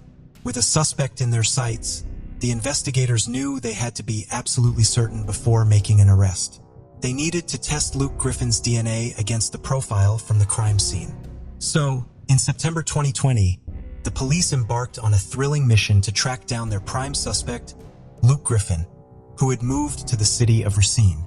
The Green Bay detectives joined forces with the Racine County authorities, the FBI, and DCI to put Griffin under surveillance, hoping to uncover evidence against him. The hunt was on for Luke, and the authorities were not going to let him out of their sights. They trailed him to another town in Wisconsin, watching his every move. On September 18, 2020, while they were watching him, they saw him disposing of some beer cans in a dumpster and carelessly tossing a cigarette butt on the ground. Little did he know that these seemingly insignificant acts would lead to his undoing. The discarded items were quickly collected by the police and sent back to the lab for further DNA testing. The results came back on September 29, 2020, and the authorities were ecstatic. The DNA was a perfect match to that found at the crime scene over 3 decades ago. On October 28, 2020, at around 6 a.m., there was the sound of handcuffs clicking into place as Luke was escorted out of his home. Neighbors peeked out from behind their curtains, whispering amongst themselves as a police car drove away with Luke to Brown County Jail. In the interrogation room, Luke sat stone-faced as he denied any involvement in the murder. When the questioning intensified, Luke's resolve began to waver, and he finally confessed to having a sexual encounter with the victim. But he claimed that his memory of that night was hazy at best, citing intoxication with drugs and alcohol as a reason for his confusion. As the details of the crime unfolded, it became clear that Luke's intoxication had clouded his memory, and he was unable to recall the events that led to Lisa's death. The once elusive suspect was now in custody. In 2021, it was time for his trial. The courtroom was packed with reporters, family members of the victim, and curious onlookers as Luke Griffin entered, flanked by guards. All eyes were on him as he took his seat at the defendant's table. Luke's fate honed in the balance as the trial began and the prosecution presented their evidence. The jury listened intently, absorbing every detail of the case. Luke recounted the events of that fateful night in 1986 and told the jury that he had simply stopped at McDonald's and then taken a route that happened to pass by the spot where Lisa's body was later discovered. But with every word he spoke, the weight of the crime he committed seemed to hang heavier on his shoulders. As the trial went on, the evidence against him continued to mount, until finally, the jury was left with no choice but to make a decision. And Luke was booked on a first-degree homicide charge, and his bail was set at $1 million after a long and grueling legal battle. On January 27, 2023, Luke made a dramatic decision to plead no contest to the charge of homicide by reckless conduct. Again, the courtroom was tense as the judge read out the verdict, and Peter Hain, one of Luke's attorneys, argued for a more lenient sentence, citing Luke's poor health and the 2 years he had already spent in jail. However, Judge Timothy Hinkfist was unmoved by Hain's request, stating that Luke's lack of accountability and failure to take responsibility had only continued to victimize Holstead's family. Hinkfist went on to explain that the sentence he was able to give was limited by the laws in place at the time of the crime and that current Wisconsin law only allows for a maximum of 40 years for homicide by reckless conduct, a Class C felony. There was a collective gasp from the crowd as Luke was found guilty of the crime and was charged with first-degree intentional homicide. It was a bittersweet victory for the prosecution, who had worked tirelessly to bring justice for their victim's family. On March 27, 2023, 67-year-old Luke Griffin was sentenced to 10 years in prison, the maximum penalty available under the law in 1986. Under the old sentencing law, Luke can be released after serving 2/3 of his sentence. He was also granted 2.5 years of time served, which means he could be released in 4.5 years and is eligible for parole in less than 6 months. The legal battle surrounding the case had been intensely fought since 2020, according to the Brown County Circuit Court Judge Timothy Hinkfuss. When delivering the sentence, Judge Hinkfuss acknowledged that Lisa Halstead's murder was a despicable and heinous act, but was constrained by the laws in effect at the time of the crime.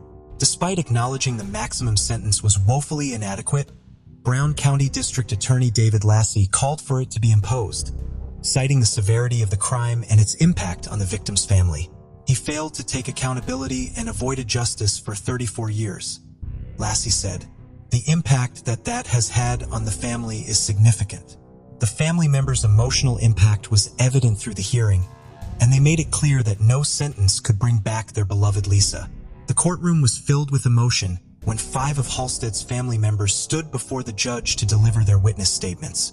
Their voices trembled with grief and anger when they recounted the pain and trauma they had endured for over 3 decades.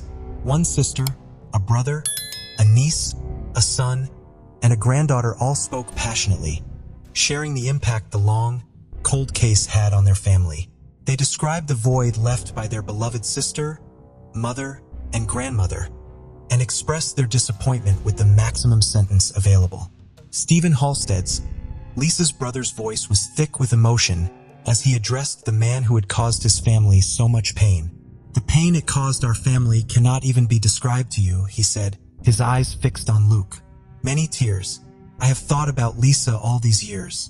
Every day, it's been 13,377 days since you murdered her." They painted a picture of a kind and loving woman, a devoted mother to her young son.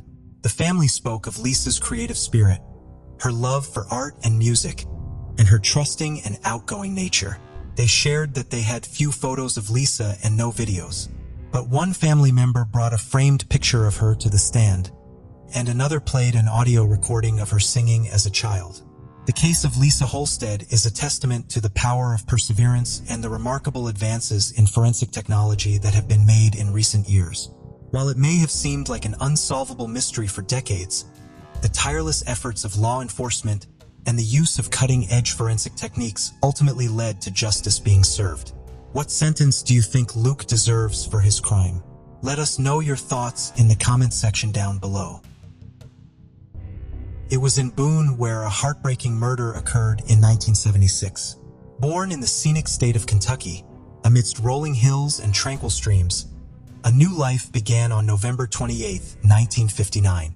Daniel Henry Claver and Betty Jane Meek Reneker radiated happiness as they welcomed their beloved baby girl, Carol Sue Claver, into the world. Her older brother, Thomas Claver, eagerly embraced his new role as her sibling. Carol was known for her remarkable sense of humor. She was extremely modest for a teenager and had a lot of empathy for underprivileged people. She was a volunteer at St. Charles Nursing Home at the age of 16. Carol had also been a Brownie and Girl Scout in her younger days. She enjoyed cooking, sewing, playing records, and was always into music. At the age of 5, her piano lessons also started. Carol was also learning violin, and she had been chosen by her piano teacher Hattie Schatzman to represent her students at the Ohio Music Teacher Association. Carol played twice at the Taft Museum. Her passion for music and natural talent made her a beloved member of the Dixie Heights High School String Ensemble, and her classmates were drawn to her outgoing and kind personality. On June 5, 1976, the sun shone brightly over the quaint town of Union, Kentucky, as the residents began their day like any other. Dr. Gaines Huey, a well-regarded dentist from Walton, left his house early to make his way to work, ready to tend to his patients' dental needs. As he was driving down Chambers Road, he noticed something out of the ordinary at the edge of the road. With curiosity, he pulled over and walked towards the object. It was only when he got close he realized what he had found. A body lying eerily still next to a culvert that served as a drainpipe for rainwater. In a state of shock and with trembling hands, he called the Kentucky State Police. Trooper Jan Wuchner happened to be on duty that day. Wuchner, a seasoned investigator who had previously served with the Boone County Sheriff's Department, quickly rushed to the scene to unravel the mystery of the lifeless body lying by the roadside. The detectives from the Walton State Police Department arrived at the crime scene at around 7:15 a.m., their eyes scanning the area with an acute attention to detail. As the detectives began their investigation, they noticed the telltale signs of a struggle. Broken twigs and trampled grass hinted at a violent scuffle, and a few feet away was the body of the victim, with injuries betraying she had been attacked and strangled. With a growing sense of dread, the investigators came to the grim realization that this was not a random act of violence, but a deliberate and calculated murder. The investigators were determined to leave no stone unturned in their quest for justice. But despite their best efforts, they couldn't find any concrete evidence at the crime scene. Frustrated at the loss, they decided to turn to the body of the victim for answers. Her body was sent to the county's medical examiner's lab for a thorough autopsy. The medical examiner performed a painstaking autopsy, carefully analyzing every inch of the victim's body for clues. Every cut, bruise, and wound was carefully documented, and every clue analyzed with precision. The results of the autopsy revealed the brutal truth of her death. The evidence suggested that she had been subjected to a vicious beating, her body bearing the telltale signs of a tire iron used with unrelenting force. The once beautiful face was now distorted with bruising and swelling, and the examiner noted the deep lacerations on her scalp, likely caused by a blunt object. The crushing blow to her head had caused irreparable damage, leading to her tragic and untimely demise. The signs of abuse and brutal physical trauma were also evident. It was a heartbreaking moment for all involved, as the cause of death was ultimately determined to be asphyxia caused by manual strangulation and blunt force trauma to the head. The discovery of such viciousness added a new level of urgency to the investigation. While analyzing the evidence found at the scene, they discovered some traces of foreign DNA on the victim's clothing. Despite their best efforts, they were unable to match it to anyone known at the time. With the hope of technological advancements in the future, they carefully preserved the evidence, knowing that one day it might lead to a breakthrough in the case. Through their tireless efforts, detectives were able to locate one of the family members who was the brother of the victim with the help of DNA that was extracted from her body. He summoned the courage to come and identify the body. With heavy steps, Thomas Claver, who was 23 years old at the time, walked into the morgue as he gazed upon the still and lifeless form of his beloved sister, Carol Sue Claver, on the cold metal table. Tears streamed down his face. The pain in his heart was overwhelming as he realized that he would never again hear her infectious laugh or see her dazzling smile. With the investigation progressing, the investigators didn't leave any stone unturned. They combed through the community, knocking on doors, speaking to residents, and gathering any information that could provide insight into the tragic incident. They also delved deep into Carol Sue Claver's past, talking to her family and friends to gain a deeper understanding of her life and any possible enemies. The investigators learned that June 4th, 1976 was an ordinary day for the Claver family. Carol Sue Claver, a 16-year-old carefree teenager, hopped onto her bike and rode around town with the wind in her hair and a smile on her face. She greeted the locals, chatted with friends, and basked in the warmth of the summer day. Later in the evening, she plans to meet a friend at Zeno's Hyde Park restaurant. She left her home at 5:30 p.m., but as the sun began to set, a young man in a stylish Chevrolet Monte Carlo car accompanied Claver to her home. According to one of the neighbors, she caught a glimpse of the young man, and he had sandy blonde hair, towering at an impressive 6 feet tall with a slim figure. They exchanged a few words before Carol went inside the house, leaving the man waiting eagerly outside. Minutes later, Carol emerged from the house and got into the car and drove away with the man. It was the last time anyone would see Carol alive. Despite exhaustive efforts by investigators to track down the owners of the suspected vehicles in the town, the murder case of Carol Sue Claver remained unsolved. The leads had dried up, and the case had hit a brick wall, leaving investigators scratching their heads. Eventually, the case went cold, and it would stay like that for over 40 years. After years of darkness, a glimmer of hope emerged in the investigation of Carol Sue Claver's murder. In 2017, two cold case detectives from the Boone County Sheriff's Office, Coy Cox and Tim Adams, breathed new life into the case. Their relentless pursuit of truth and justice for Carol Sue Claver led them to join forces with the original detective on the case, Jerry Keith, who had kept the case close to his heart even after retirement. The trio worked tirelessly. With modern technology, they meticulously combed through the old evidence, interviewing witnesses, and sifting through leads to piece together a new perspective on the tragedy that had stumped them for years. They began their investigation by exploring the two prime suspects that Keith had identified earlier. The first suspect was a man who had a track record of car theft and whose vehicle bore an eerie resemblance to the one Carol was last seen in. The detectives set their sights on this man and subjected him to intense scrutiny, hoping to extract any valuable information from him. Despite being a suspect in the investigation, the man denied having any connection to the murder of Carol. He opened up to the detectives, revealing his past misdeeds, but remained steadfast in his claim of innocence in Carol's murder. So the detectives collected his DNA for testing with the DNA that was found in 1976 from the victim's clothing. After the tense wait for the DNA analysis to be completed, the results came in December 2018, and Cox and Adams finally made the call to the man. He was no longer a suspect in Carol's murder, as his DNA had come back as negative. The weight of the world lifted off his shoulders as he realized he could finally breathe easy and start anew. After this, Cox and Adams turned their attention back to their tireless pursuit of the killer. The leads on their first suspect had dried up, and they were back to square one. But then in 2020, they decided to move to their second suspect, who had previously been convicted of a brutal sexual assault in the same area just 2 years after Carol's murder in 1978. His name was Michael Dean Tate, and he was now 77 years old in 2020. As Cox and Adams worked to build their case against Michael Dean Tate, they reached out to his victim in the 1978 assault for her account of the attack. Although her name remained confidential, her recollection of the night was vivid. She described the eerie darkness of the night in Park Hills on October 1, 1978, when she was brutally attacked in her own garage at around 2 a.m. The victim recalled how she screamed and fought with all her might, but her attacker seemed to have a sick pleasure in inflicting pain. However, after 2 hours of hell, the assailant left her bleeding and broken, but alive. It took years for her to recover from the physical and emotional scars that Tate had left with her on that dark and fateful night. With the discovery of Tate's connection to the 1978 case, Cox and Adams could not ignore the possibility that he may have been involved in Carol's murder.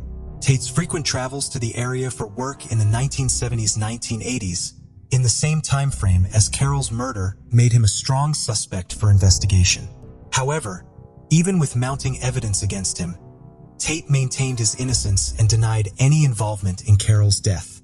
The detectives had been hopeful that their investigation would finally lead them to the culprit. However, their hopes were soon dashed when the DNA analysis did not match Tate's DNA.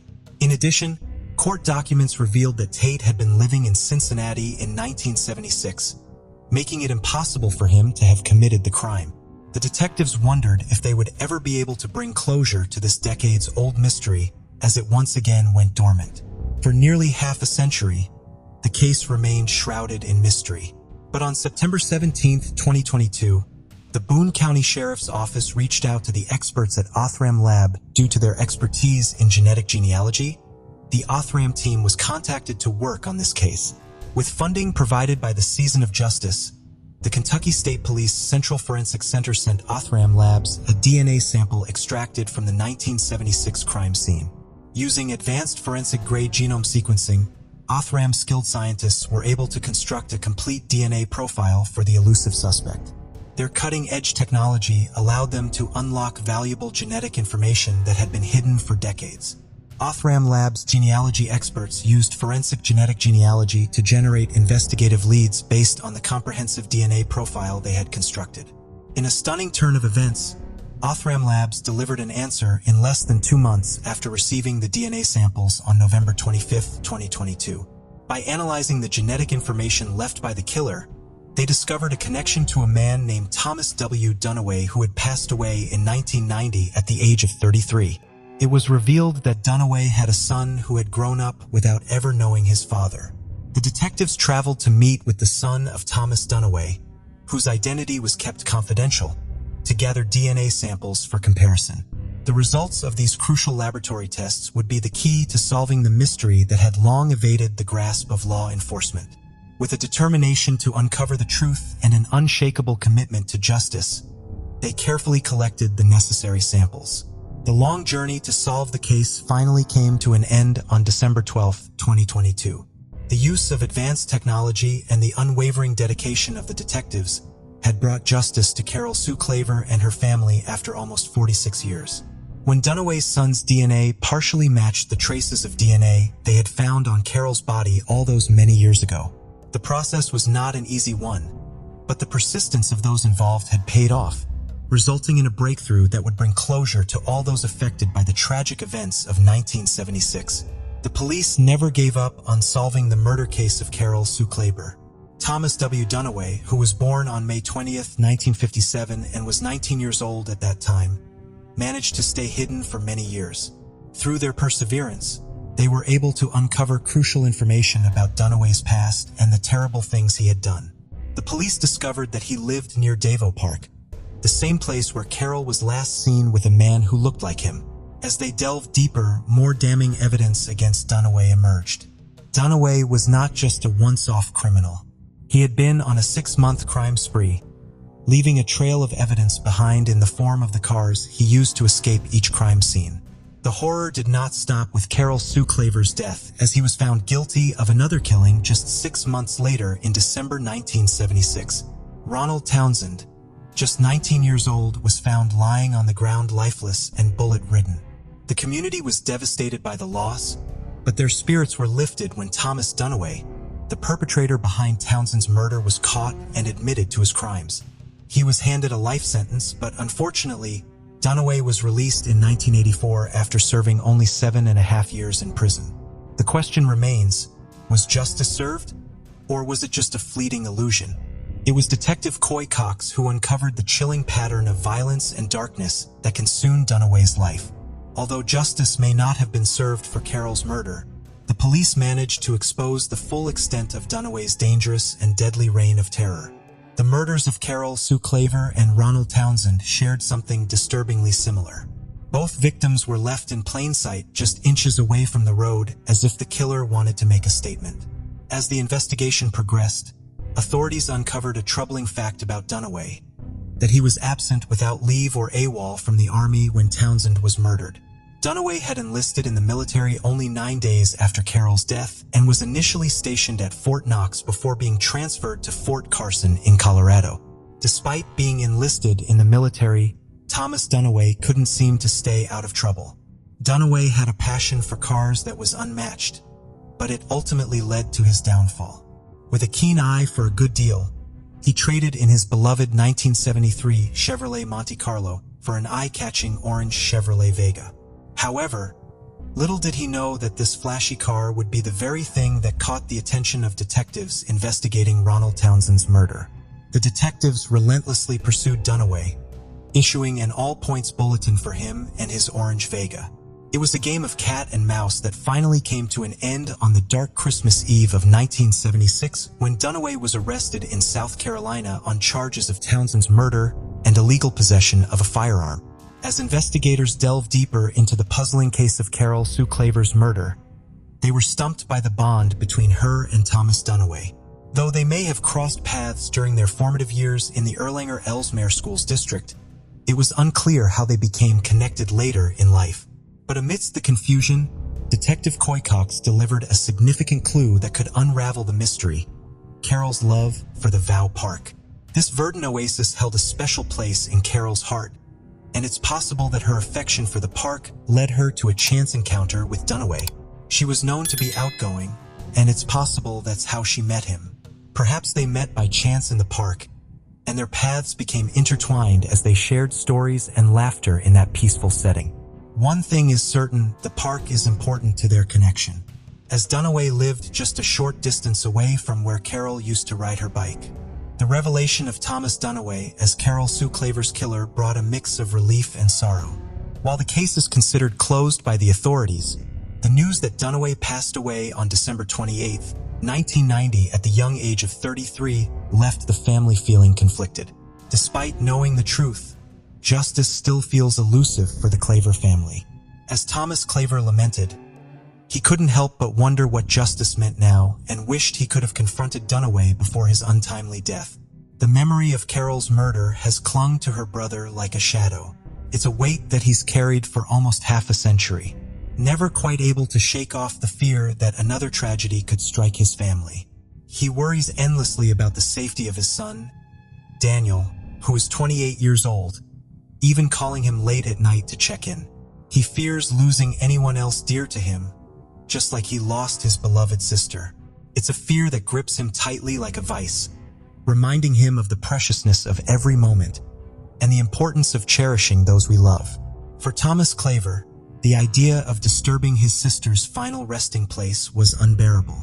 The thought of disturbing her peaceful slumber just to catch her killer was a heavy burden on his heart. But thankfully, detectives found another way. Instead of exhuming Carol Sue's remains, they were able to exhume the body of her killer. While it may not be the justice that Thomas had hoped for, the fact that his sister's grave remains undisturbed has given him a small sense of solace. For Thomas, it's the small victories that count, and the knowledge that his sister can finally rest in peace. Detective Cox's determination in seeking justice knew no bounds, as evidenced by his recent court order to exhume Dunaway's body for DNA testing. The process of entering the DNA into Cody's may be just the beginning of a new chapter in the pursuit of justice, and Cox is ready to take on whatever challenges lie ahead. After almost half a century, justice was finally served for Carol Sue Claver. Though her killer cannot be tried in a court of law, the Boone County Commonwealth's attorney, Lewis Kelly, has deemed the case closed. The news brought tears to Detective Cox's eyes as he shared the bittersweet moment of informing Carol's brother that the perpetrator had been identified after all these years.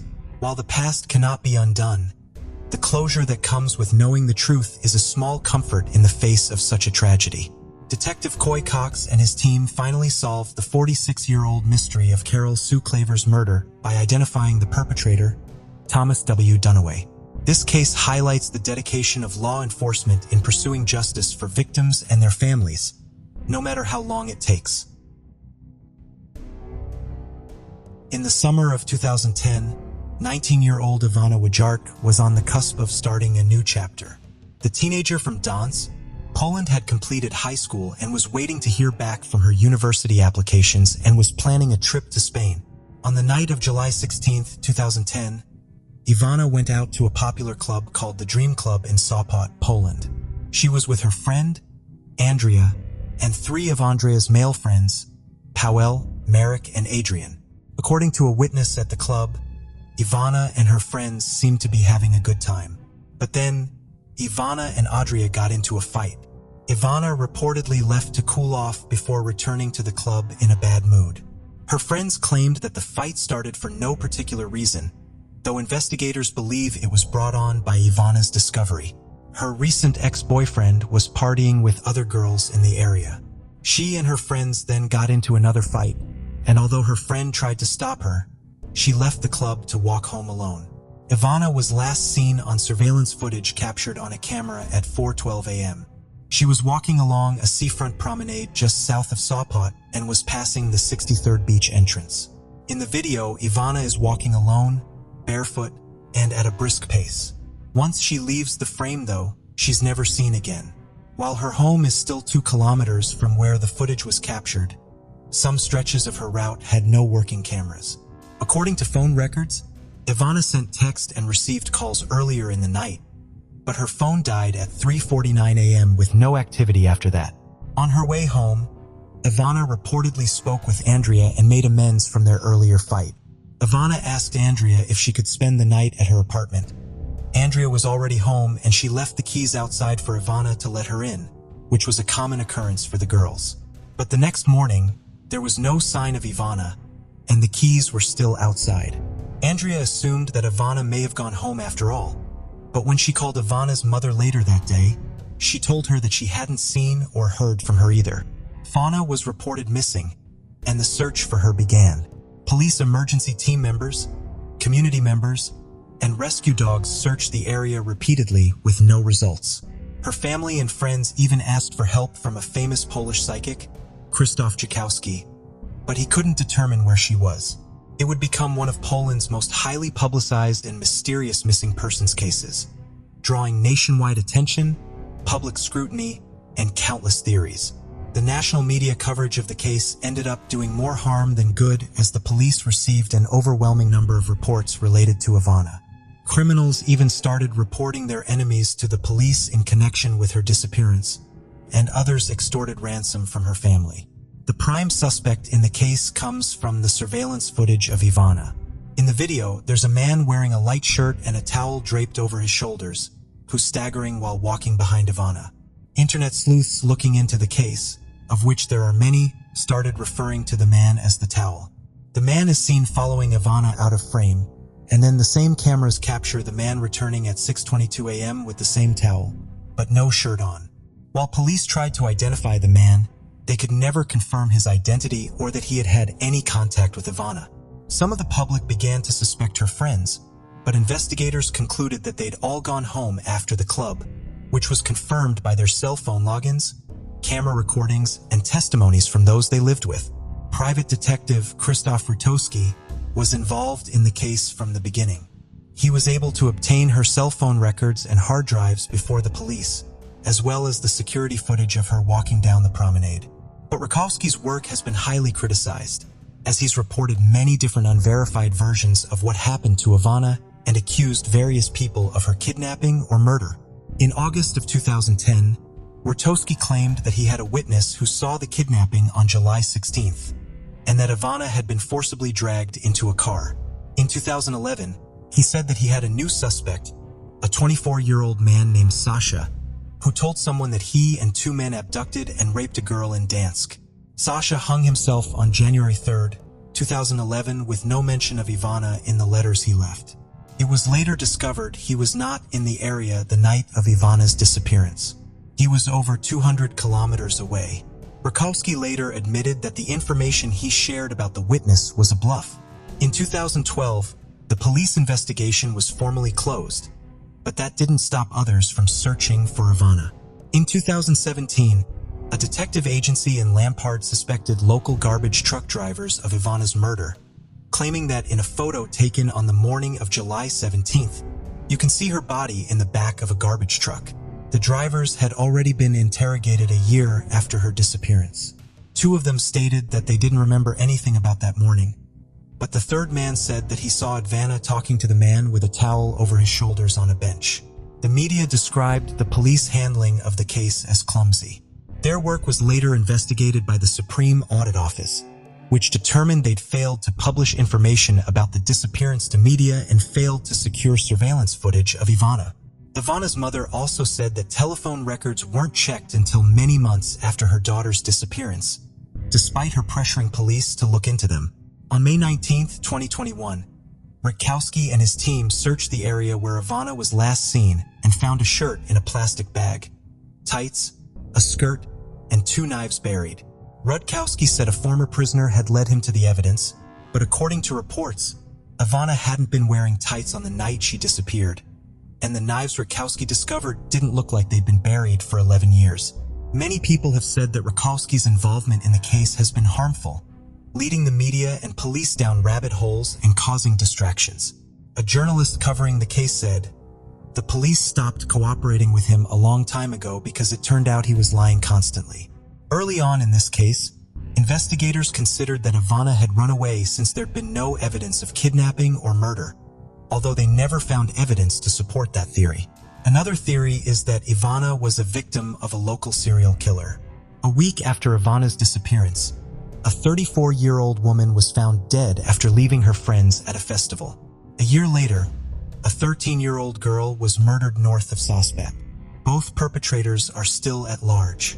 Lana's disappearance is considered one of the most difficult puzzles Polish investigators have had to uncover. In 2019, the case was passed on to the Malopolska branch of the National Prosecutor's Office in Krakow, so it could be investigated by the Ex-Archive Department, where new technology experts and research institutions are used to examine the evidence. It still currently remains unsolved. On December 13, 2009, 30-year-old Stephen Kocher parked his car at the end of a cul-de-sac retirement community in Henderson, Nevada.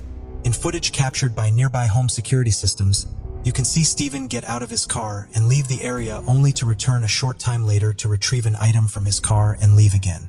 He has not been seen since. Stephen was originally from Amarillo, Texas, and was a devout Mormon who didn't use drugs or drink alcohol. He'd been living in Salt Lake City, Utah before relocating to St. George, Utah in 2009. Stephen was struggling to find work amidst the Great Recession, but was actively seeking out opportunities. He'd found a job handing out flyers for a window washing company, but it wasn't enough to pay his bills. In the days leading to his disappearance, Stephen made an unscheduled visit to his ex-girlfriend, Anna Marie Neffs. Though she wasn't home, her family invited him in to stay for lunch, where he told him he was on his way to visit family in Sacramento, California. Though instead, he returned to St. George, as he feared bad weather would make his trip difficult. He also spoke to his mother on the phone that day, who said he seemed upbeat as they talked about upcoming Christmas plans. The next day, on December 11th, Stephen was seen helping a couple of children who'd been locked out of their home. He also talked to his bishop, who promised Stephen he'd have a job for him in early 2010, and the bishop noticed that he seemed positive despite the struggles he was facing. On December 12th, the day before his disappearance, Stephen's phone pinged a cell tower near Overton, Nevada, near Lake Mead. He also bought a baby's bib and snacks from the Kmart outside St. George, which were believed to be Christmas gifts for his family. His neighbor recalled seeing him around 10 p.m. that night. Half an hour later, he left his home, but wasn't seen coming back. The next morning, Greg Webb, the president of Stephen's local church ward, called him to tell him that he was in Las Vegas and may not make it in time for a church meeting. He wanted to see if Stephen could lead the meeting instead. Stephen told him that he too was in the Las Vegas area, but he could make it on time if it was necessary. Webb told him not to worry about it. Another church member also called Stephen that day and had a similar conversation. Neither men asked Stephen why he was in the Las Vegas area, but they agreed the conversation seemed normal. Just before noon, a home surveillance camera captured Stephen parking on the cul-de-sac. He got out wearing a white shirt and slacks and was carrying a blue folder or portfolio and didn't appear disoriented. He had no known connections to the Henderson area. At 5 p.m., his phone pinged a cell tower 10 miles north of where his car was parked. 2 hours later, it pinged again another 2 miles north. The next morning, it pinged again another 2 hours north between the Interstate 515 and U.S. Route 93 and Russell Road. That morning, Stephen's phone was used to check his voicemail, and it received a text from his landlord, but there was no activity after that. According to the phone tracking data, Stephen's phone remained in the general vicinity of the last tower ping for 2 days, which suggested his phone died there. The next day, local parking enforcement spotted Stephen's car and started trying to locate its owner. The officer saw a stack of flyers for the window washing company in the car, so he called the phone number that was advertised and spoke to the business owner. The business owner gave him Stephen's cell phone number, but there was no answer. The officer then called Stephen's mother, who didn't answer, but returned the call on December 17th. She then realized no one had heard from Stephen in about a week, so she called his brother and sister, who traveled up to St. George to help find him. They went to jails, morgues, and hospitals in the area to try and locate Stephen with no success. The Las Vegas Metropolitan Police Department also went door to door in the Sun City retirement community in search of witnesses or leads, and also searched the area around it with helicopters and sniffer dogs to no avail. By Christmas, the media had picked up on the story, and in February 2010, his family put out a $10,000 reward to whoever could lead them to Stephen. They also filmed an episode of investigation Discovery show Disappeared in 2011, but no new leads came from it. Stephen's family believes he went to Henderson in search of a job opportunity, not because he wanted to escape his issues in life. Police say the contents of his car, which included Christmas presents and job applications, suggested he intended to return home. They said that there was no suspicious activity in his bank records or phone records and nothing suspicious on his computers, in his search history, or in his diary, and a theory emerged that he was traveling to traffic drugs.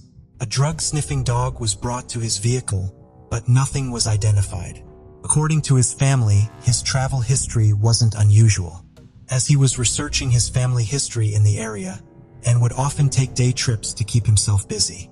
At one point, it was suggested that Stephen's disappearance was linked to missing woman, Susan Powell, who disappeared a week prior from her Salt Lake City home. Susan had been having marital problems, and her husband's family suspected that she had run off with Stephen and framed her husband for her murder. The police found no connection between the two missing people and no evidence to support this theory. Utah and Nevada's police are continuing to investigate Stephen's case, but his family has struggled with the uncertainty of his whereabouts. His brother, Dallin, said, "We're stuck between hope and grief because we want to hope for the best, but we can't grieve because we don't know what happened." Gertrude Canning was born in County Donegal and lived with her family outside of Lifford. She shared her family's love of music and dancing and was described by those who knew her as happy and likable with an adventurous spirit. She eventually left Ireland to work at various hotels in England. She was popular with her co-workers and customers. Following the outbreak of World War II, Gertrude joined the Women's Royal Naval Services. She was assigned to the HMS Quebec, a Navy base that was part of the No. 1 Combined Training Center on the shores of Loch Fyne near the small town of Inverary, Scotland. The town had a population of less than 500 people, but between 1940 and 1944, almost a quarter of 1 million soldiers and personnel came through the area to work at the training center, with approximately 15,000 people there at any given time. Gertrude was able to use her previous experience working in the hospitality industry at the base, working in the officers' mess hall at the Admiralty House. On June 30th, 1942, 20-year-old Gertrude left the base, dressed in her uniform, to mail a letter to her father. She never returned. She was reported missing and a massive search for her began. However, it would be two local boys who would finally resolve the search. They were gathering wildflowers near a local landmark known as the Marriage Tree when they discovered Gertrude's body in a ditch in Inverary. Gertrude had been gagged with her own clothing and 4 bullets were removed from her body. 3 of the bullets had caused injuries that most likely would have killed Gertrude on their own. Examination of the bullets showed that they had been fired by a standard British Army .30 revolver, a weapon that thousands of men in the immediate area had been issued. 2 roadmen reported seeing Gertrude on the 30th as she was walking along a wooden track. They also reported that they saw a soldier walking in the same direction just a few moments later. Thousands of revolvers were test-fired looking for a match to the bullets found in Gertrude's body. The weapons tested had been assigned to soldiers who were still at the training center and to soldiers who had left it since Gertrude disappeared and had been tracked down and brought back to the center for the testing. Despite the extensive testing, no match to the bullets that killed Gertrude was found. One of the investigators who worked on the case was Detective Inspector Robert Calhoun out of Glasgow. Only a limited amount of information was released to the media at the time of the murder due to its connections to the training center. So much of what is known about the investigation comes from Calhoun's 1962 memoir, Life Begins at Midnight. In the book, he concludes that Gertrude was most likely murdered by a soldier she was familiar with and that, in all probability, he died at Dieppe and his secret died with him. The disastrous August 1942 raid on the German-occupied French port of Dieppe plays a part in more than one theory about the case and how the investigation thousands of casualties at Dieppe. There has also been speculation that certain details about Gertrude's murder were kept quiet because the idea of a soldier committing a murder just outside of the combined training center would further destroy public morale around the war effort, both before the raid occurred, when preparations were being made for it, and afterwards when public confidence was on the decline. Journalist author and former Glasgow police officer R.J. Mitchell has raised concerns that Gertrude's killer may have been someone influential in the military, potentially even someone involved with the planning of the raid on Dieppe.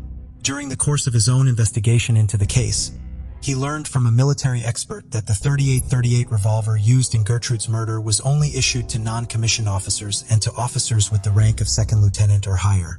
However, it has also been argued that someone with a lower rank could have still acquired one without having it formally issued to them, given how common they were.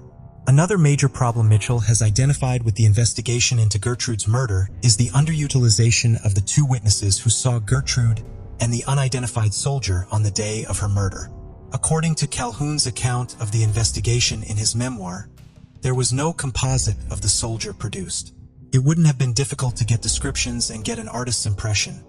Then compare this with the soldier's mugshots and see which branch of the service he came from, Mitchell argued in 2013. The minute I realized that fundamental aspect was missing from Calhoun's book, I thought, this isn't right, and it had the whiff of a cover-up. Despite the decades that have passed since her murder, Gertrude's family has remained committed to her and her story. Several of her nephews have been active in keeping her case in the media. One of those nephews, Liam Canning, has spent years researching his aunt's life and death in hopes of writing a book and believes he may know the identity of a potential suspect. From what has been presented to the family, I could certainly identify who I think is a suspect, he told the BBC in 2012. Police in Scotland have said that if the case were to come before them now, they would solve it. The suspect has never been publicly identified, however, and the case is still unsolved. The Canning family says that their efforts have not been out of malice towards Gertrude's killer and that they do not want revenge against him, just justice for Gertrude. While so far they have not been able to definitively identify her killer, they have found other ways of showing respect for her and her memory. To mark the 70th anniversary of Gertrude's death, the family dedicated a plaque to her memory and Inberry. Thank you for joining us on this journey into the depths of unsolved mysteries. Cold cases not only challenge our understanding of the past, but also ignite our curiosity and determination for answers. Remember to subscribe to stay updated on our latest investigations. And if you have any information regarding the cases we've covered, don't hesitate to reach out. Together, we can shed light on the shadows of the past and bring closure to those who seek it. Until next time, stay vigilant, stay curious, and never stop seeking the truth.